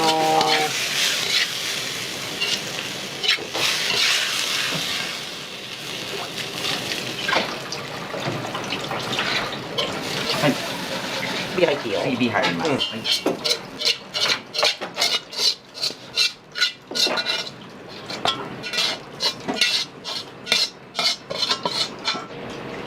ありがとう。よろしく。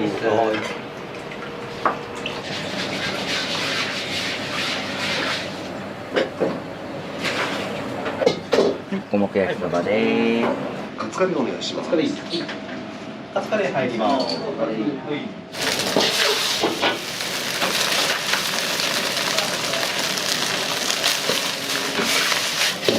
じゃあ、はい、お願いしますよ。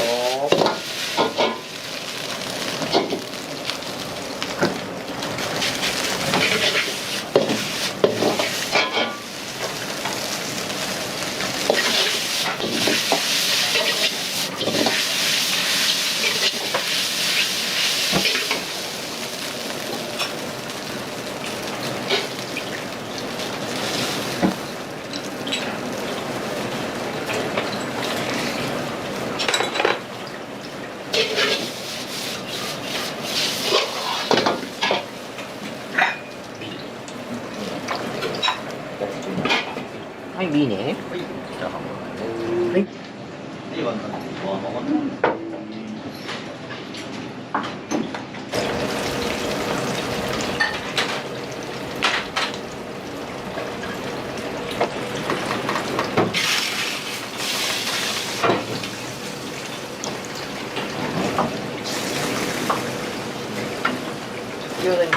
はい、了解です。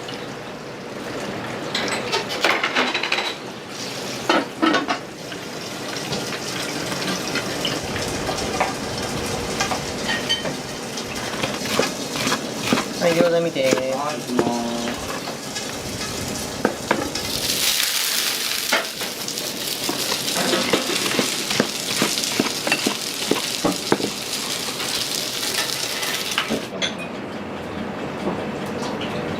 持ってます。いいかもかね。いいかもかね。はい。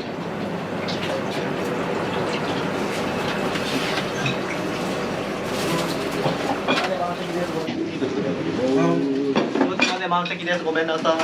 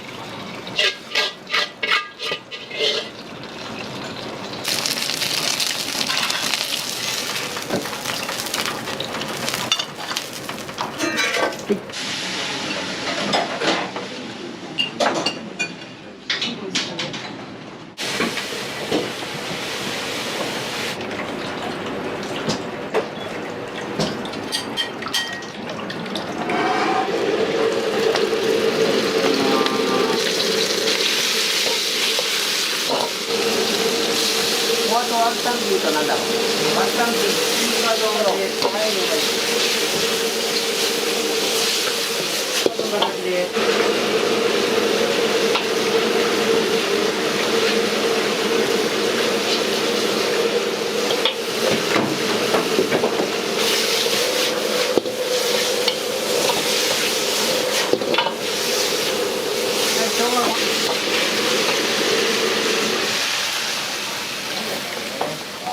はい、いらっしゃいませ、こんにちは。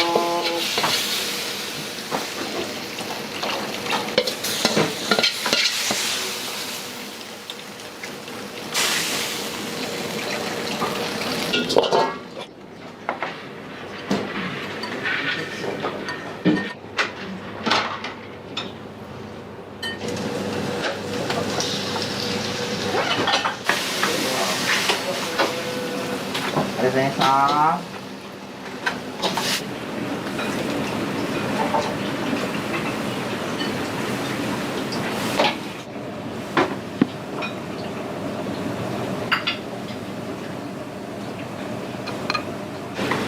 はい、片朝ごはん。はい、つまんで生姜焼き中ですね。ありがとうございます。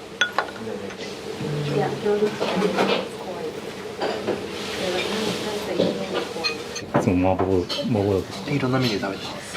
ありがとうございます。ナス味噌ラーメン A です。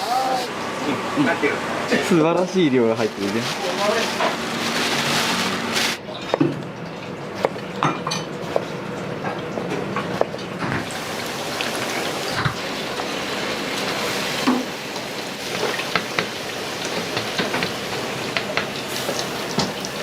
地方出身者が圧倒的に多くて、この味噌味がハマっちゃうんですよ。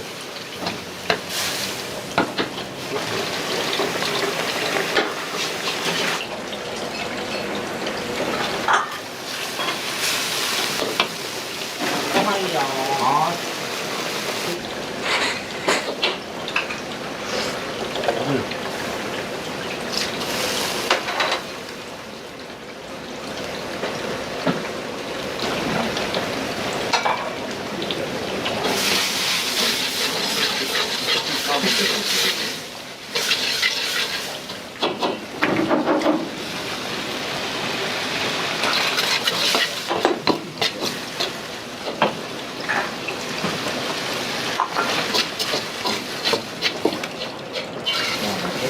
うん、いいよ。ご飯よろしく。あ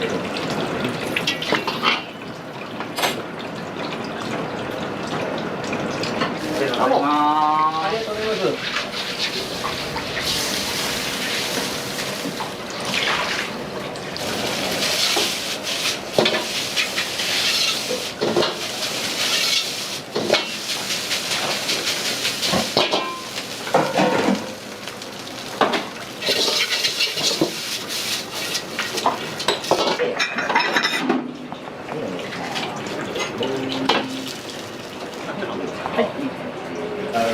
俺の前にやったら角煮か肉そばだな。そっちなんかちょっと思い出して。上がるかい。はい。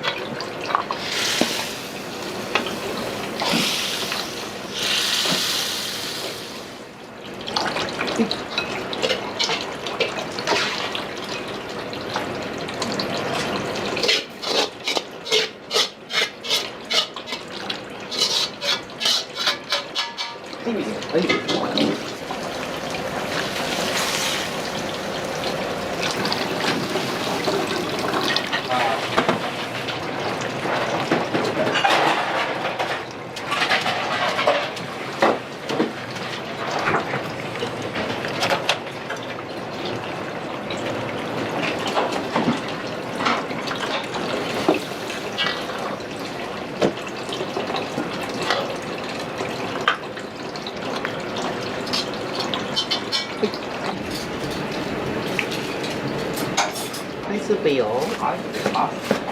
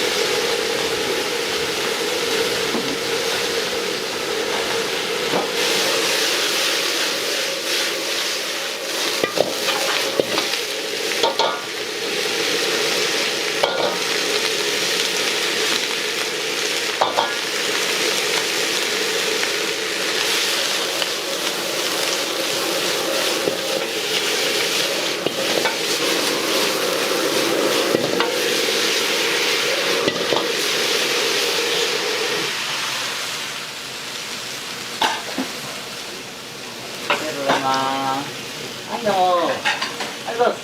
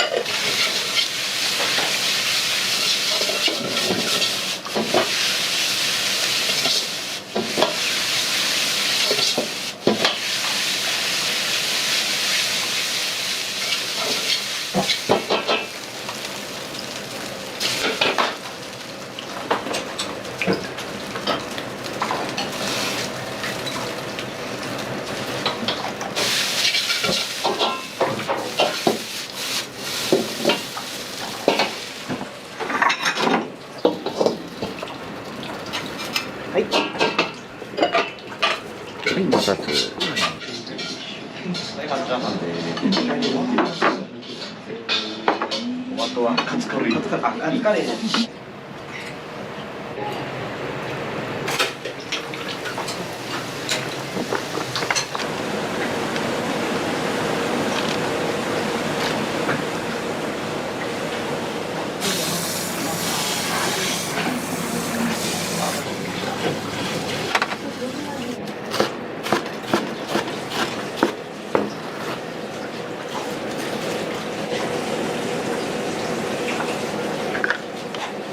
最近ブルドッグ笑うんですよ。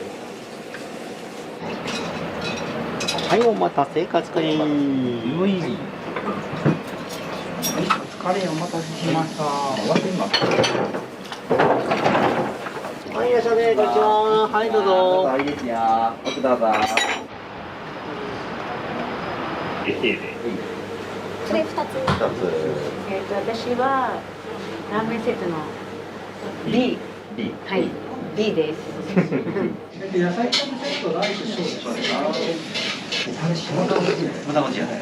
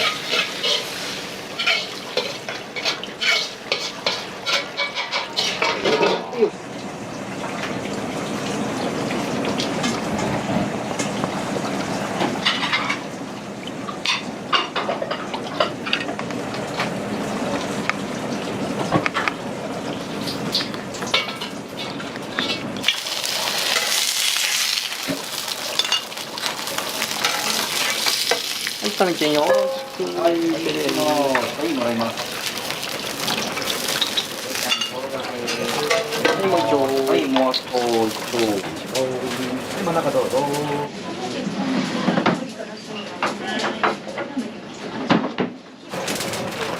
おじや入ります。はい、2丁。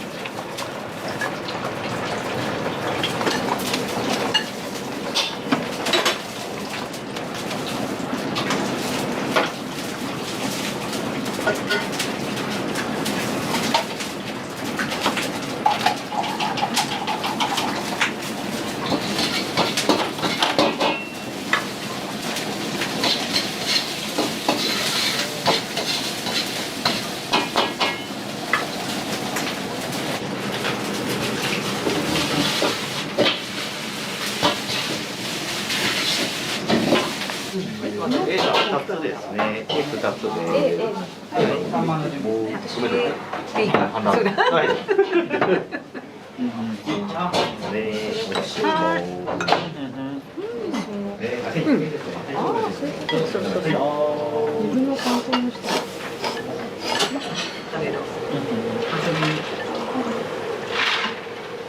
安田にはもう戻った。戻るし。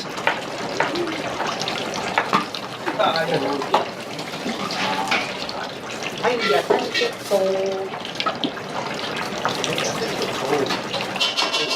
ホワイト。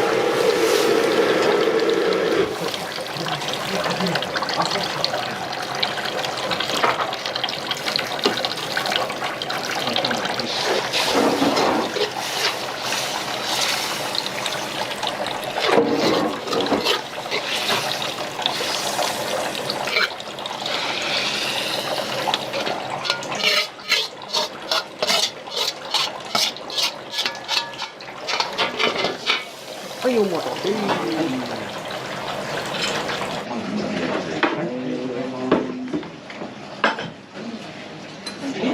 ラーメンあります。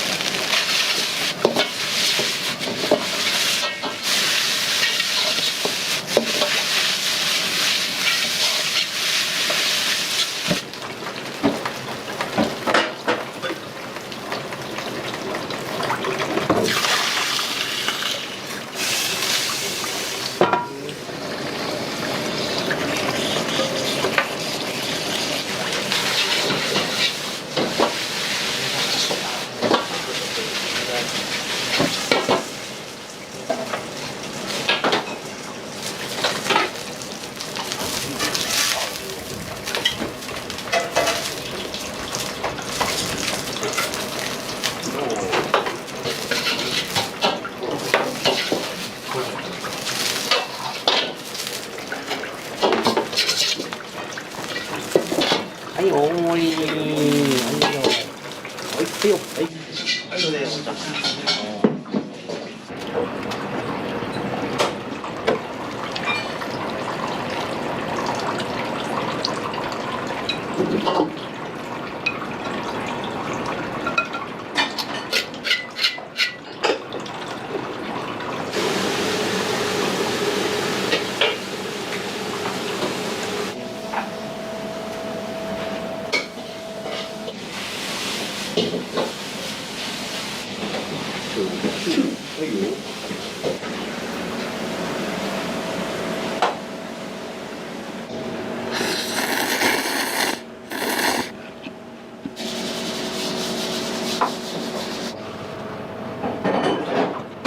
今日のうちのまかないです。チーズ入りの味噌おじやです。それをあえてね、先に麺を入れちゃって。でオムライスもやってて、でカツ丼もオムライスも評判だったんですよ。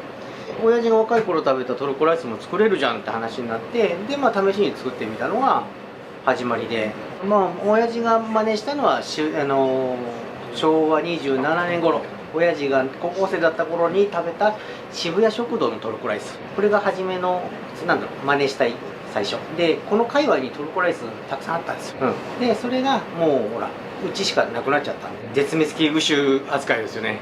まだあったこのすげえ懐かしいやつがっていう感じで、今逆に一周回って新しくなったみたいになってますね。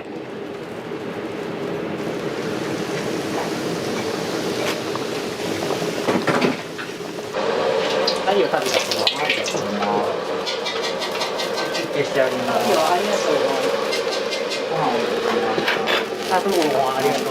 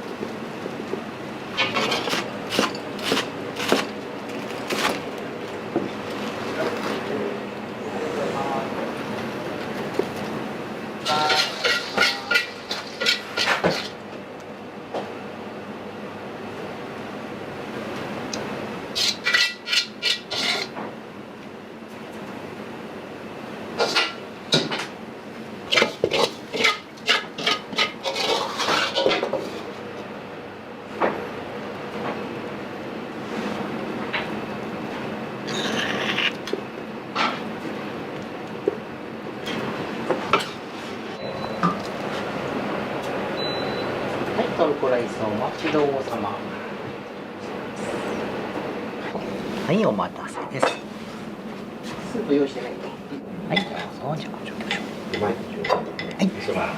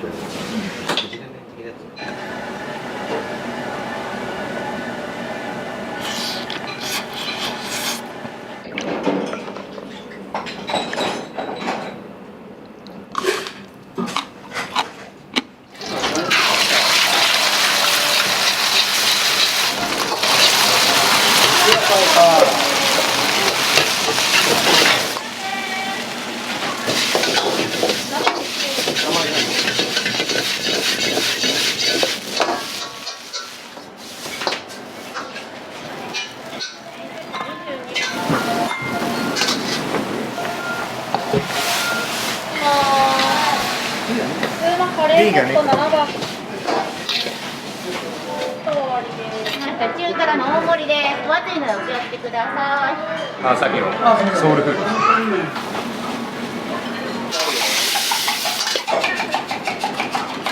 チャーハンも美味しいんだよね。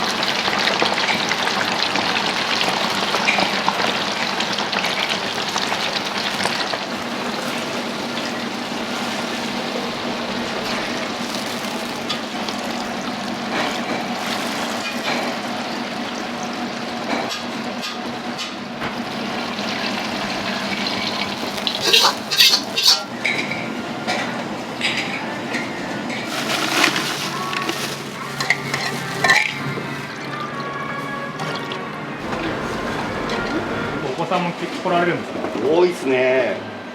なんでこれガチャガチャ3月終わりぐらいから始めたんですけど、まあ環境があるんでお子様ラーメン頼んだ人に全部つけてるんです。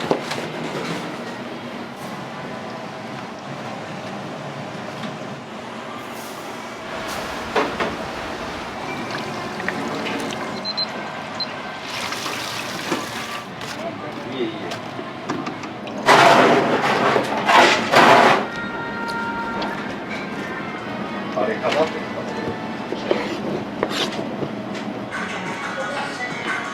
ニュータンタンメンってここが一番最初の創業者ですか？長野とあと仙台、埼玉まで。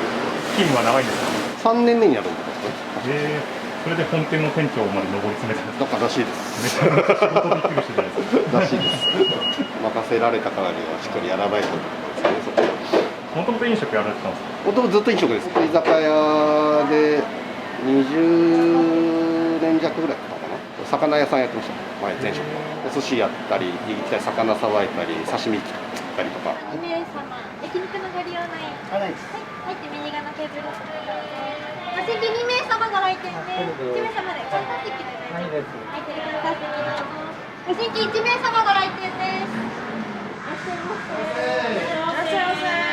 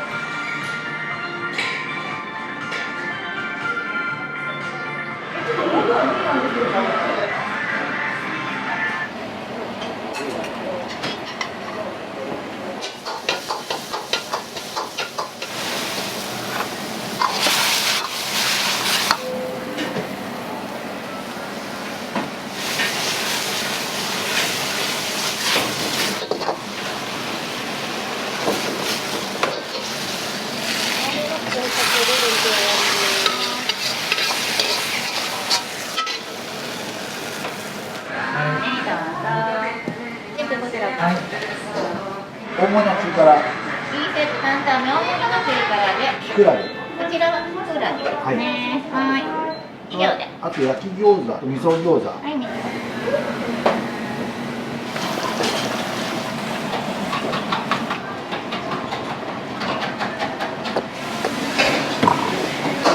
22番2名様です。はい。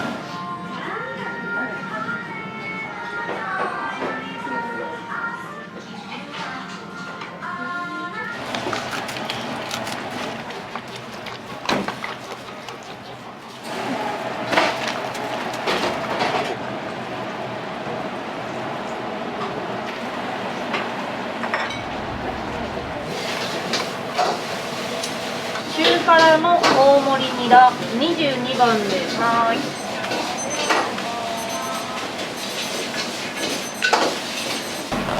あ、次回のやつ。ニラ22番です。はい、中辛大盛りが。はい。中辛大盛りニラ入りです。お熱いのお気をつけください。中辛大盛りのきくらげ22番です。中辛の大盛りきくらげトッピングです。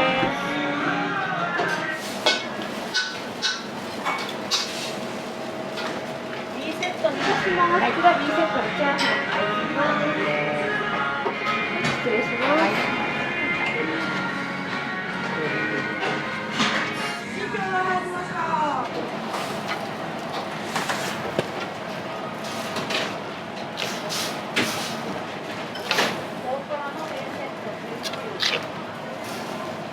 はい、大辛。はい、大辛、大盛り。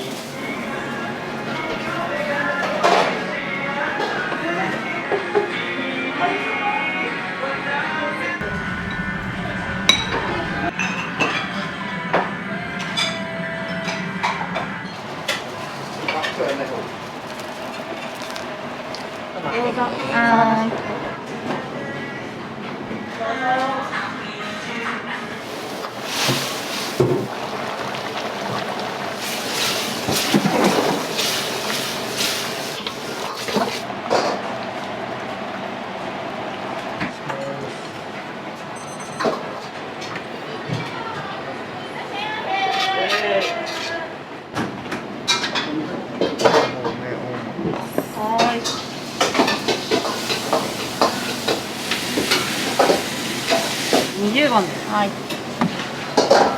麻婆麺大盛りで終わりです。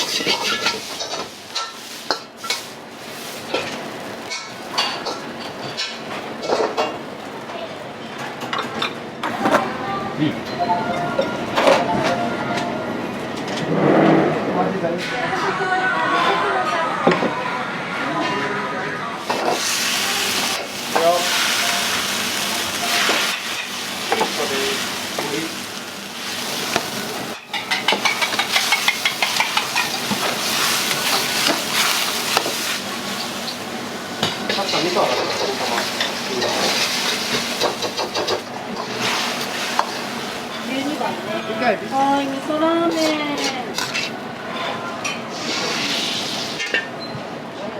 はい、味噌。 30番で。はい。今30番の。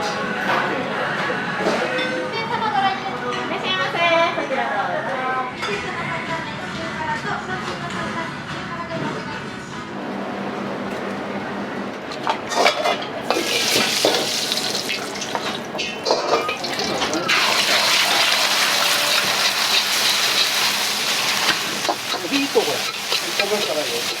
ビートじゃない。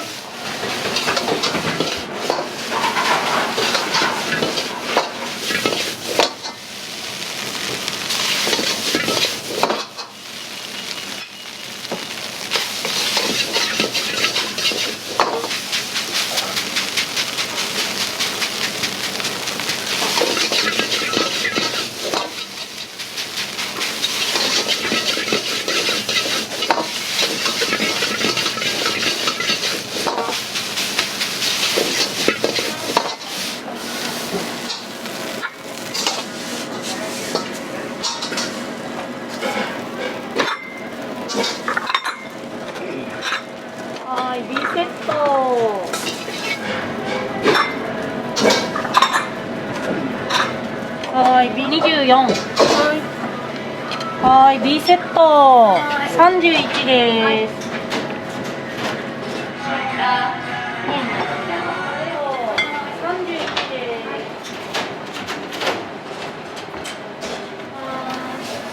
普通のカレーセット24です。はい、2回ビーツ。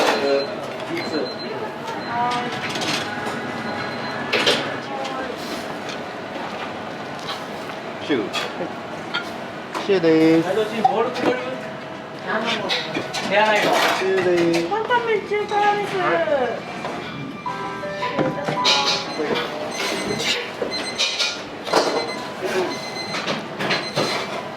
大辛上がりです。はい、大辛。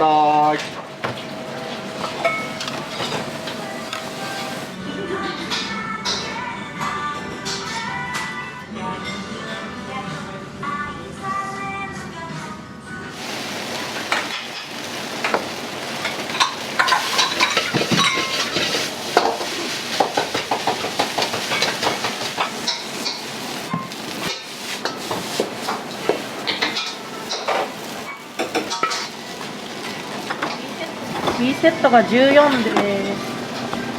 はい、B セットザーサイなし。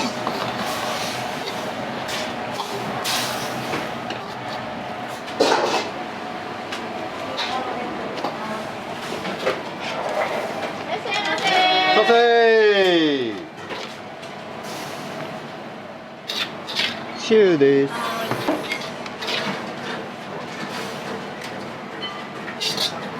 はい、中辛です。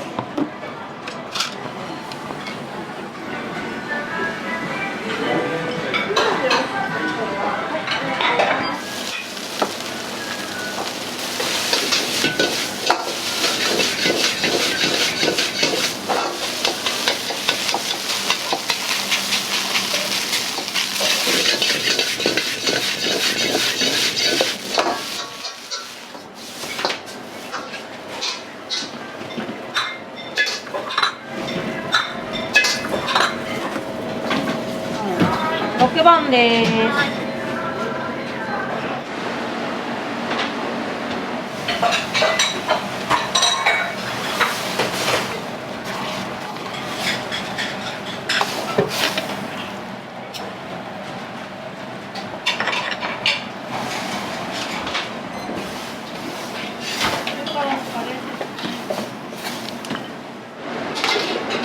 はい、普通です。はい。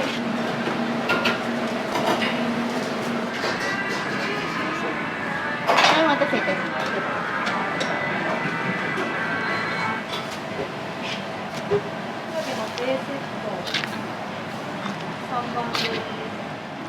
大辛い。はい、ここからキスランド。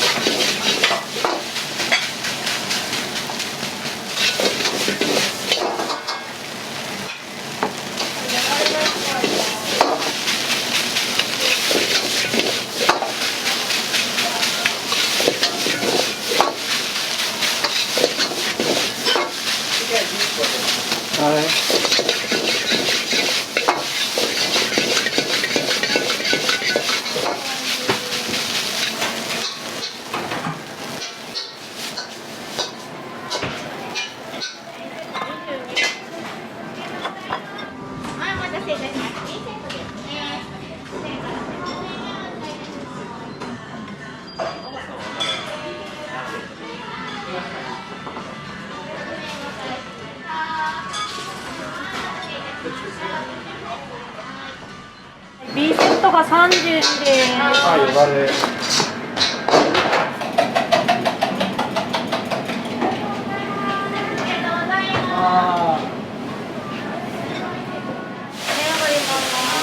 中ニラクラブ。これ中辛のニンニク。中辛ひき肉などの2台入りです。ご注意お気をつけください。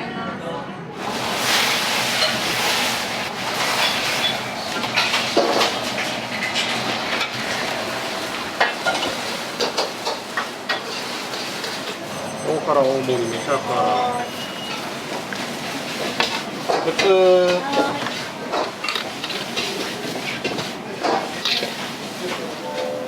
めちゃ辛麺かニンニクダブル。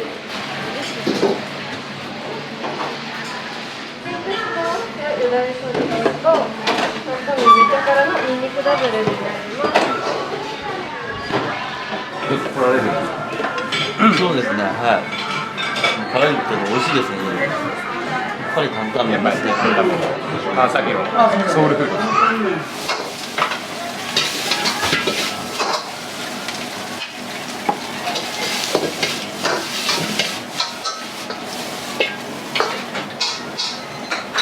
はい、ビーフセット。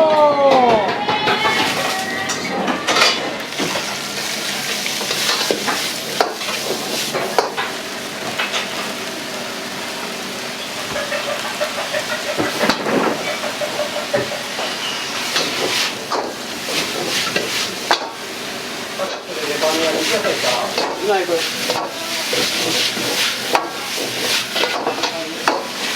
かに肉野菜はさ、バニラ炒め定食。あれ B はもう一個あるの？B あるよ。失礼いたしました。バニラ炒め定食のご飯大盛りになります。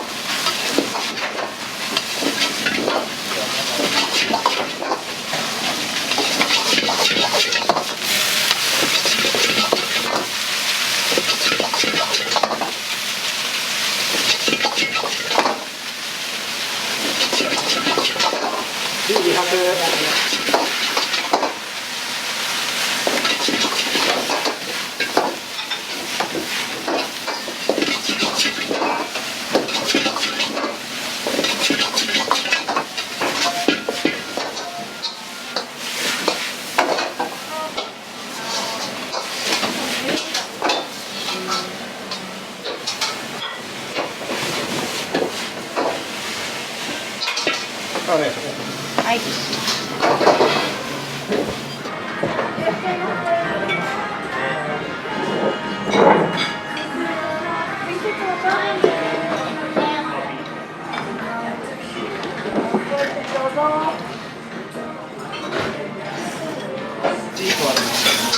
緒行く。失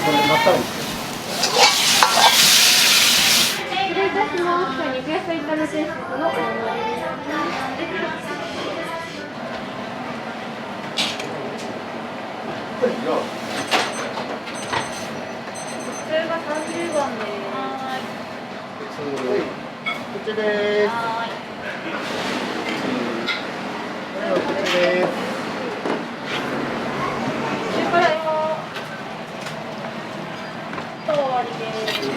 はい、中辛です。大辛のカレーセット終わりです。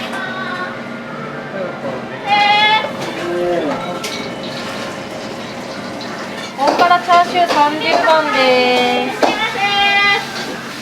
20番。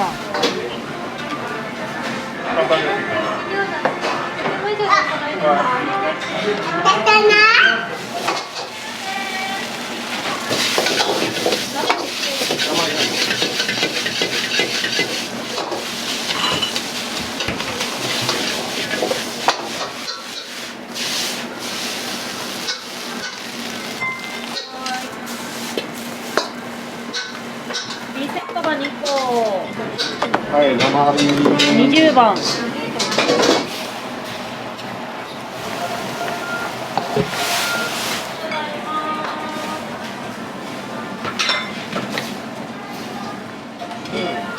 どうも中から18で餃子後で行きます。あー、中辛。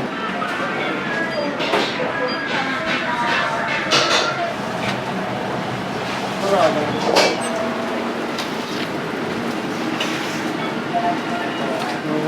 31です。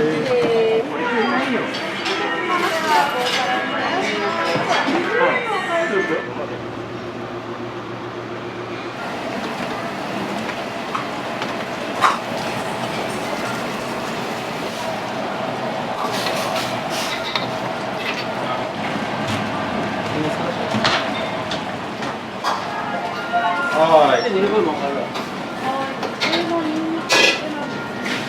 はい、中から。はい、中から。から A セット35番です。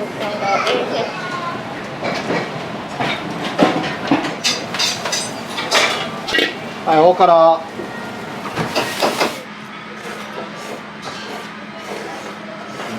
すごい辛そうですね。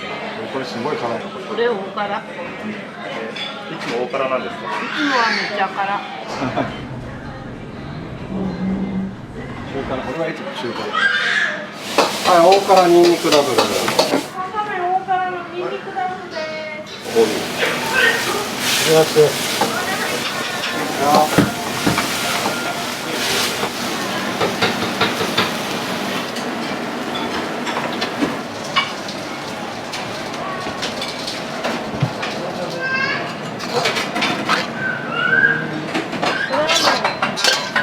大好き。22番。はい、味噌ラーメンの大盛り22です。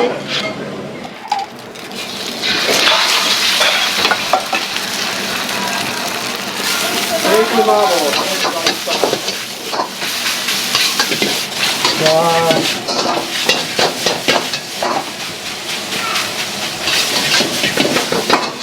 で320。はい。ニンニクだけです。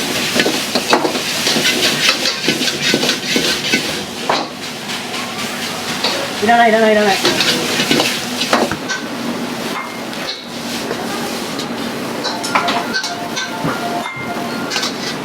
ットが13番。セット11番です。チャーハンも美味しいんだよね。あ、そうなんですね。よく来ます。牛タンタンメンさんの良さって何かありますか。うわ、味だよね。味が一番美味しい。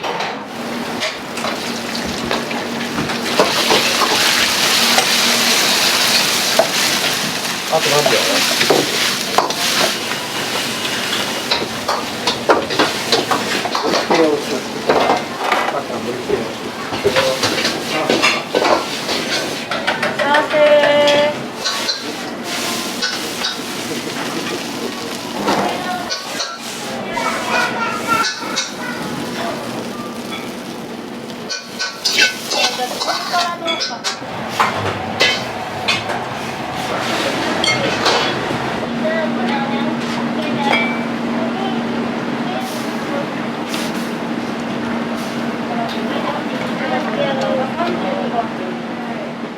はい、中ニンダブバター。はい、中辛バター。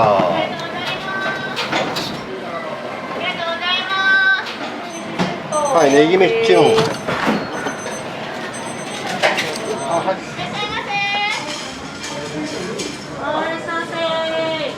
ーセットの担々麺めっちゃ辛いのを一つ。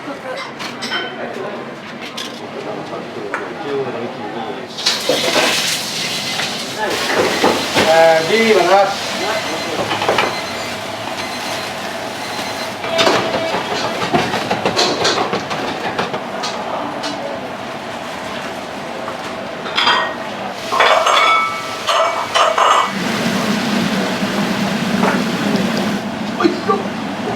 普通。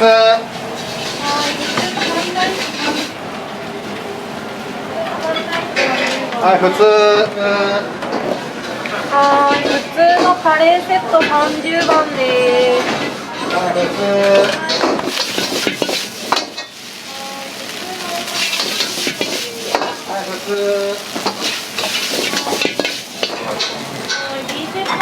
B セットのチャーハンが3番です。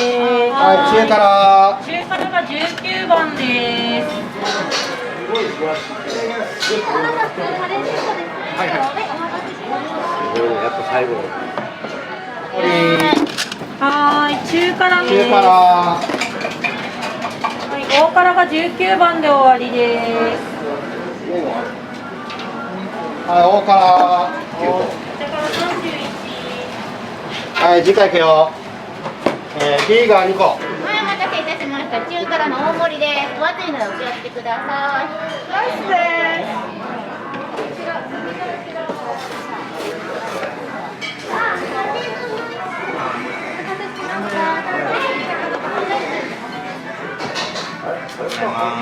じゃあこちらに失礼します。お願いします。34です。はい、餃子。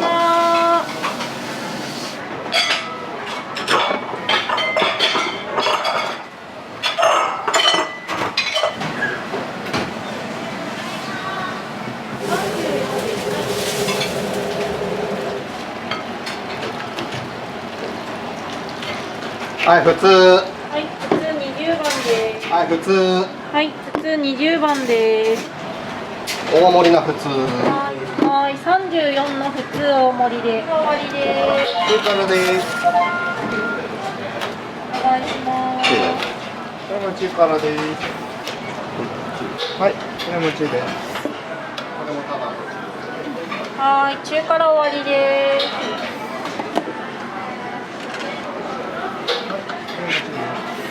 中辛2個。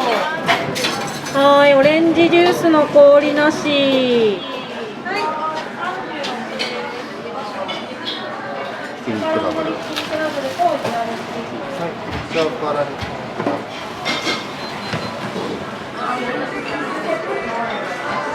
お味どうでした？いや、うまいですよ。初めて食べました。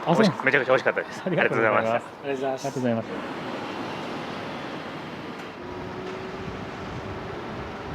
2名様が来店です。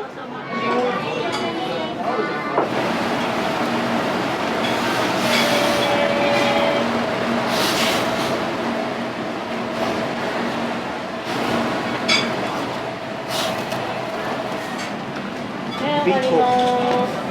はい、中辛。ビーチ。はい、めちゃ辛。はい、めちゃ辛の大盛り。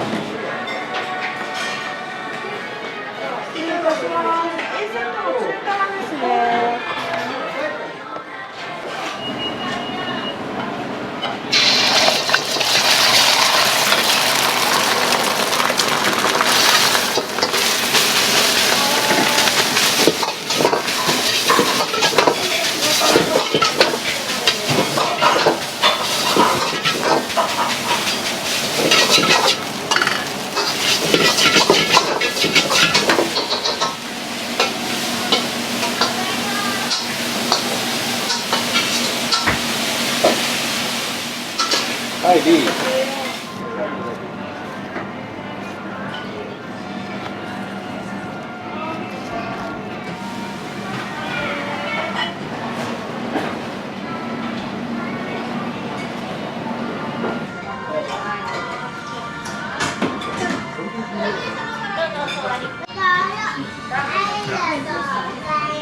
カルビ2枚と、はい、生大ですね。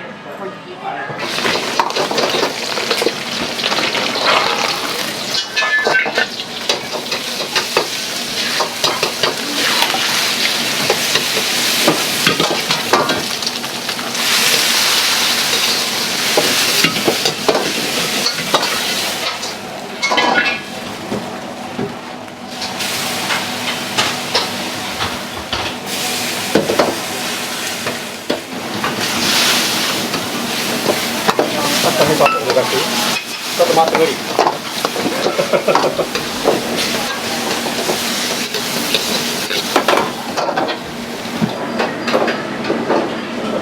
生鯛32番です。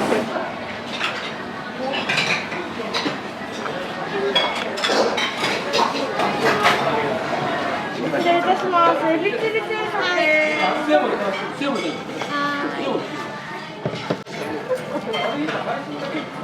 はい、中辛。はい、中辛です。お願いします。大辛。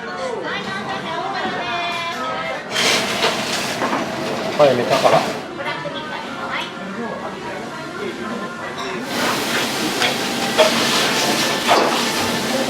ホルモンと塩ホルモンとカルビ32。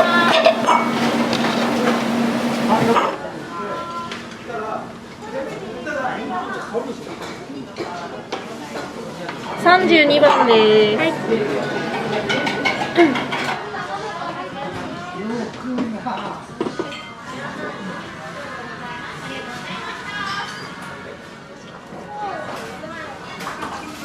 いや、俺2回目です。現場が近い。ああ、そういうことなんですね。この間初めて行ったのが武蔵小山。ああ、いろいろありますもんね。はい。お味どうでした？あ、美味しいです。焼肉もやってるんです。あ、そうなんですね。焼肉も。店舗だから違うんです。あれなんですよ。なんでだろうと思って。よく来られます。めっちゃ来てます。お兄さん生まれた時からもうタンタンあるでしょ。ありますね。ね、私たち50年ぐらい通ってますよ。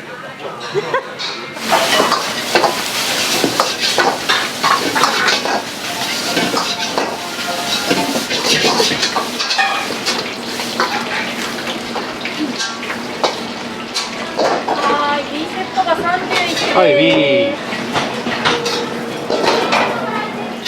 卵、パステル卵。エビお願い。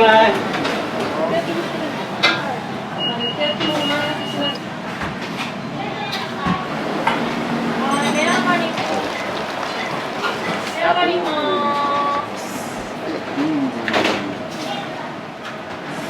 はい、普通が20番。はい、終わりです。普通ですね。普通です。はい、普通。はい、辛さ普通、カレー。普通ですね。紙袋無料になります。大丈夫です。はい、普通が2個5番終わりです。失礼します。ミニカレー丼と担々麺の普通になります。ゆっくりどうぞ。はい、中辛よだれセット。はい。はい、大辛ひき肉ダブルでございますよ。はい。お願いします。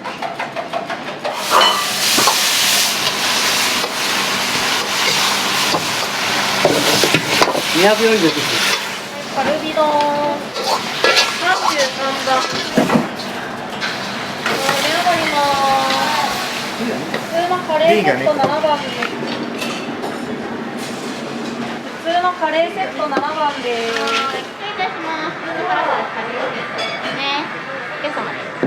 辛さ普通のカレーセットです。失礼いたします。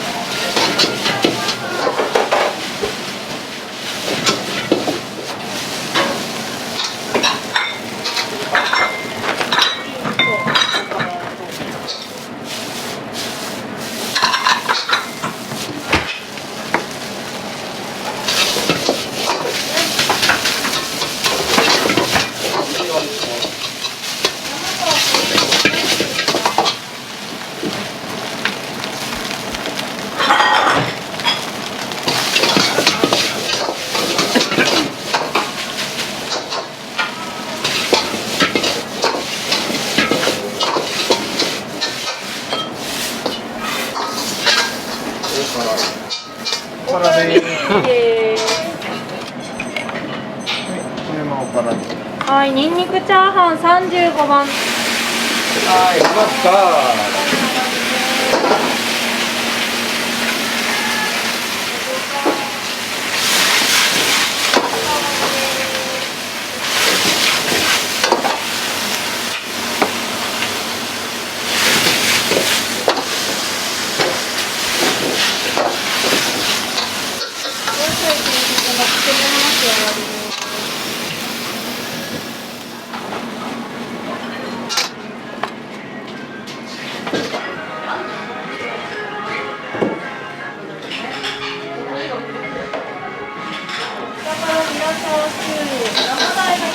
生だいよ、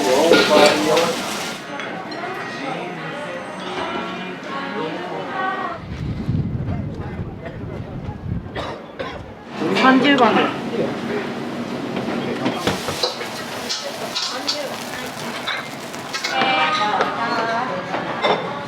辛さ控えめです。はい、失礼いたします。はい、中辛。30番。失礼いたします。担々麺中辛です。はい、失礼いたします。ありがとうございます。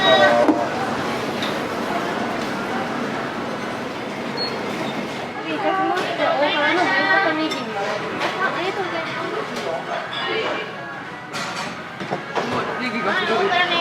はい、餃子で終わりです。餃子です。31。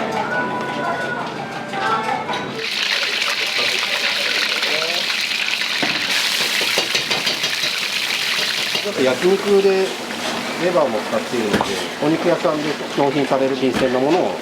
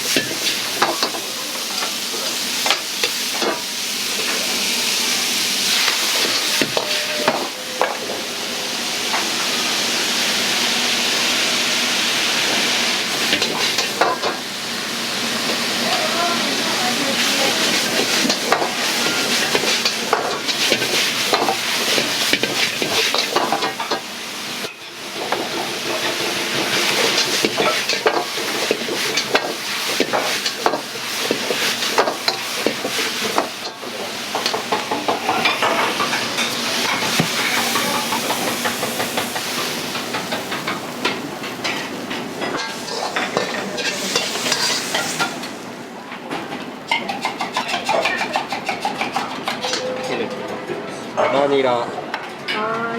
失礼いたしました。レバニラ炒めです。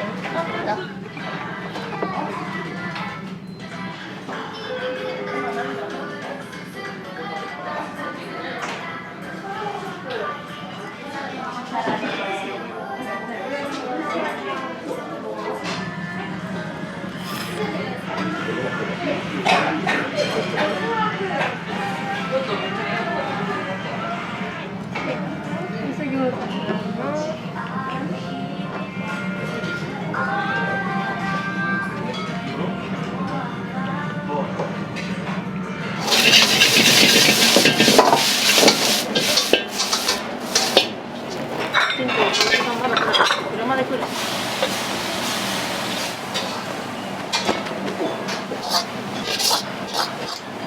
セットの担々麺中辛です。どうぞ。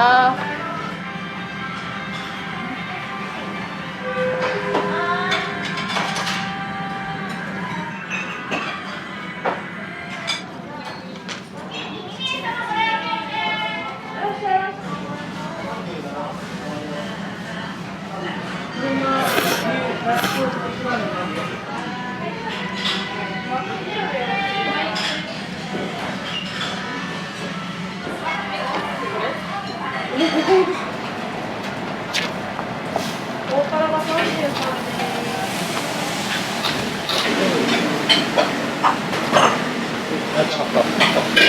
大辛でいい。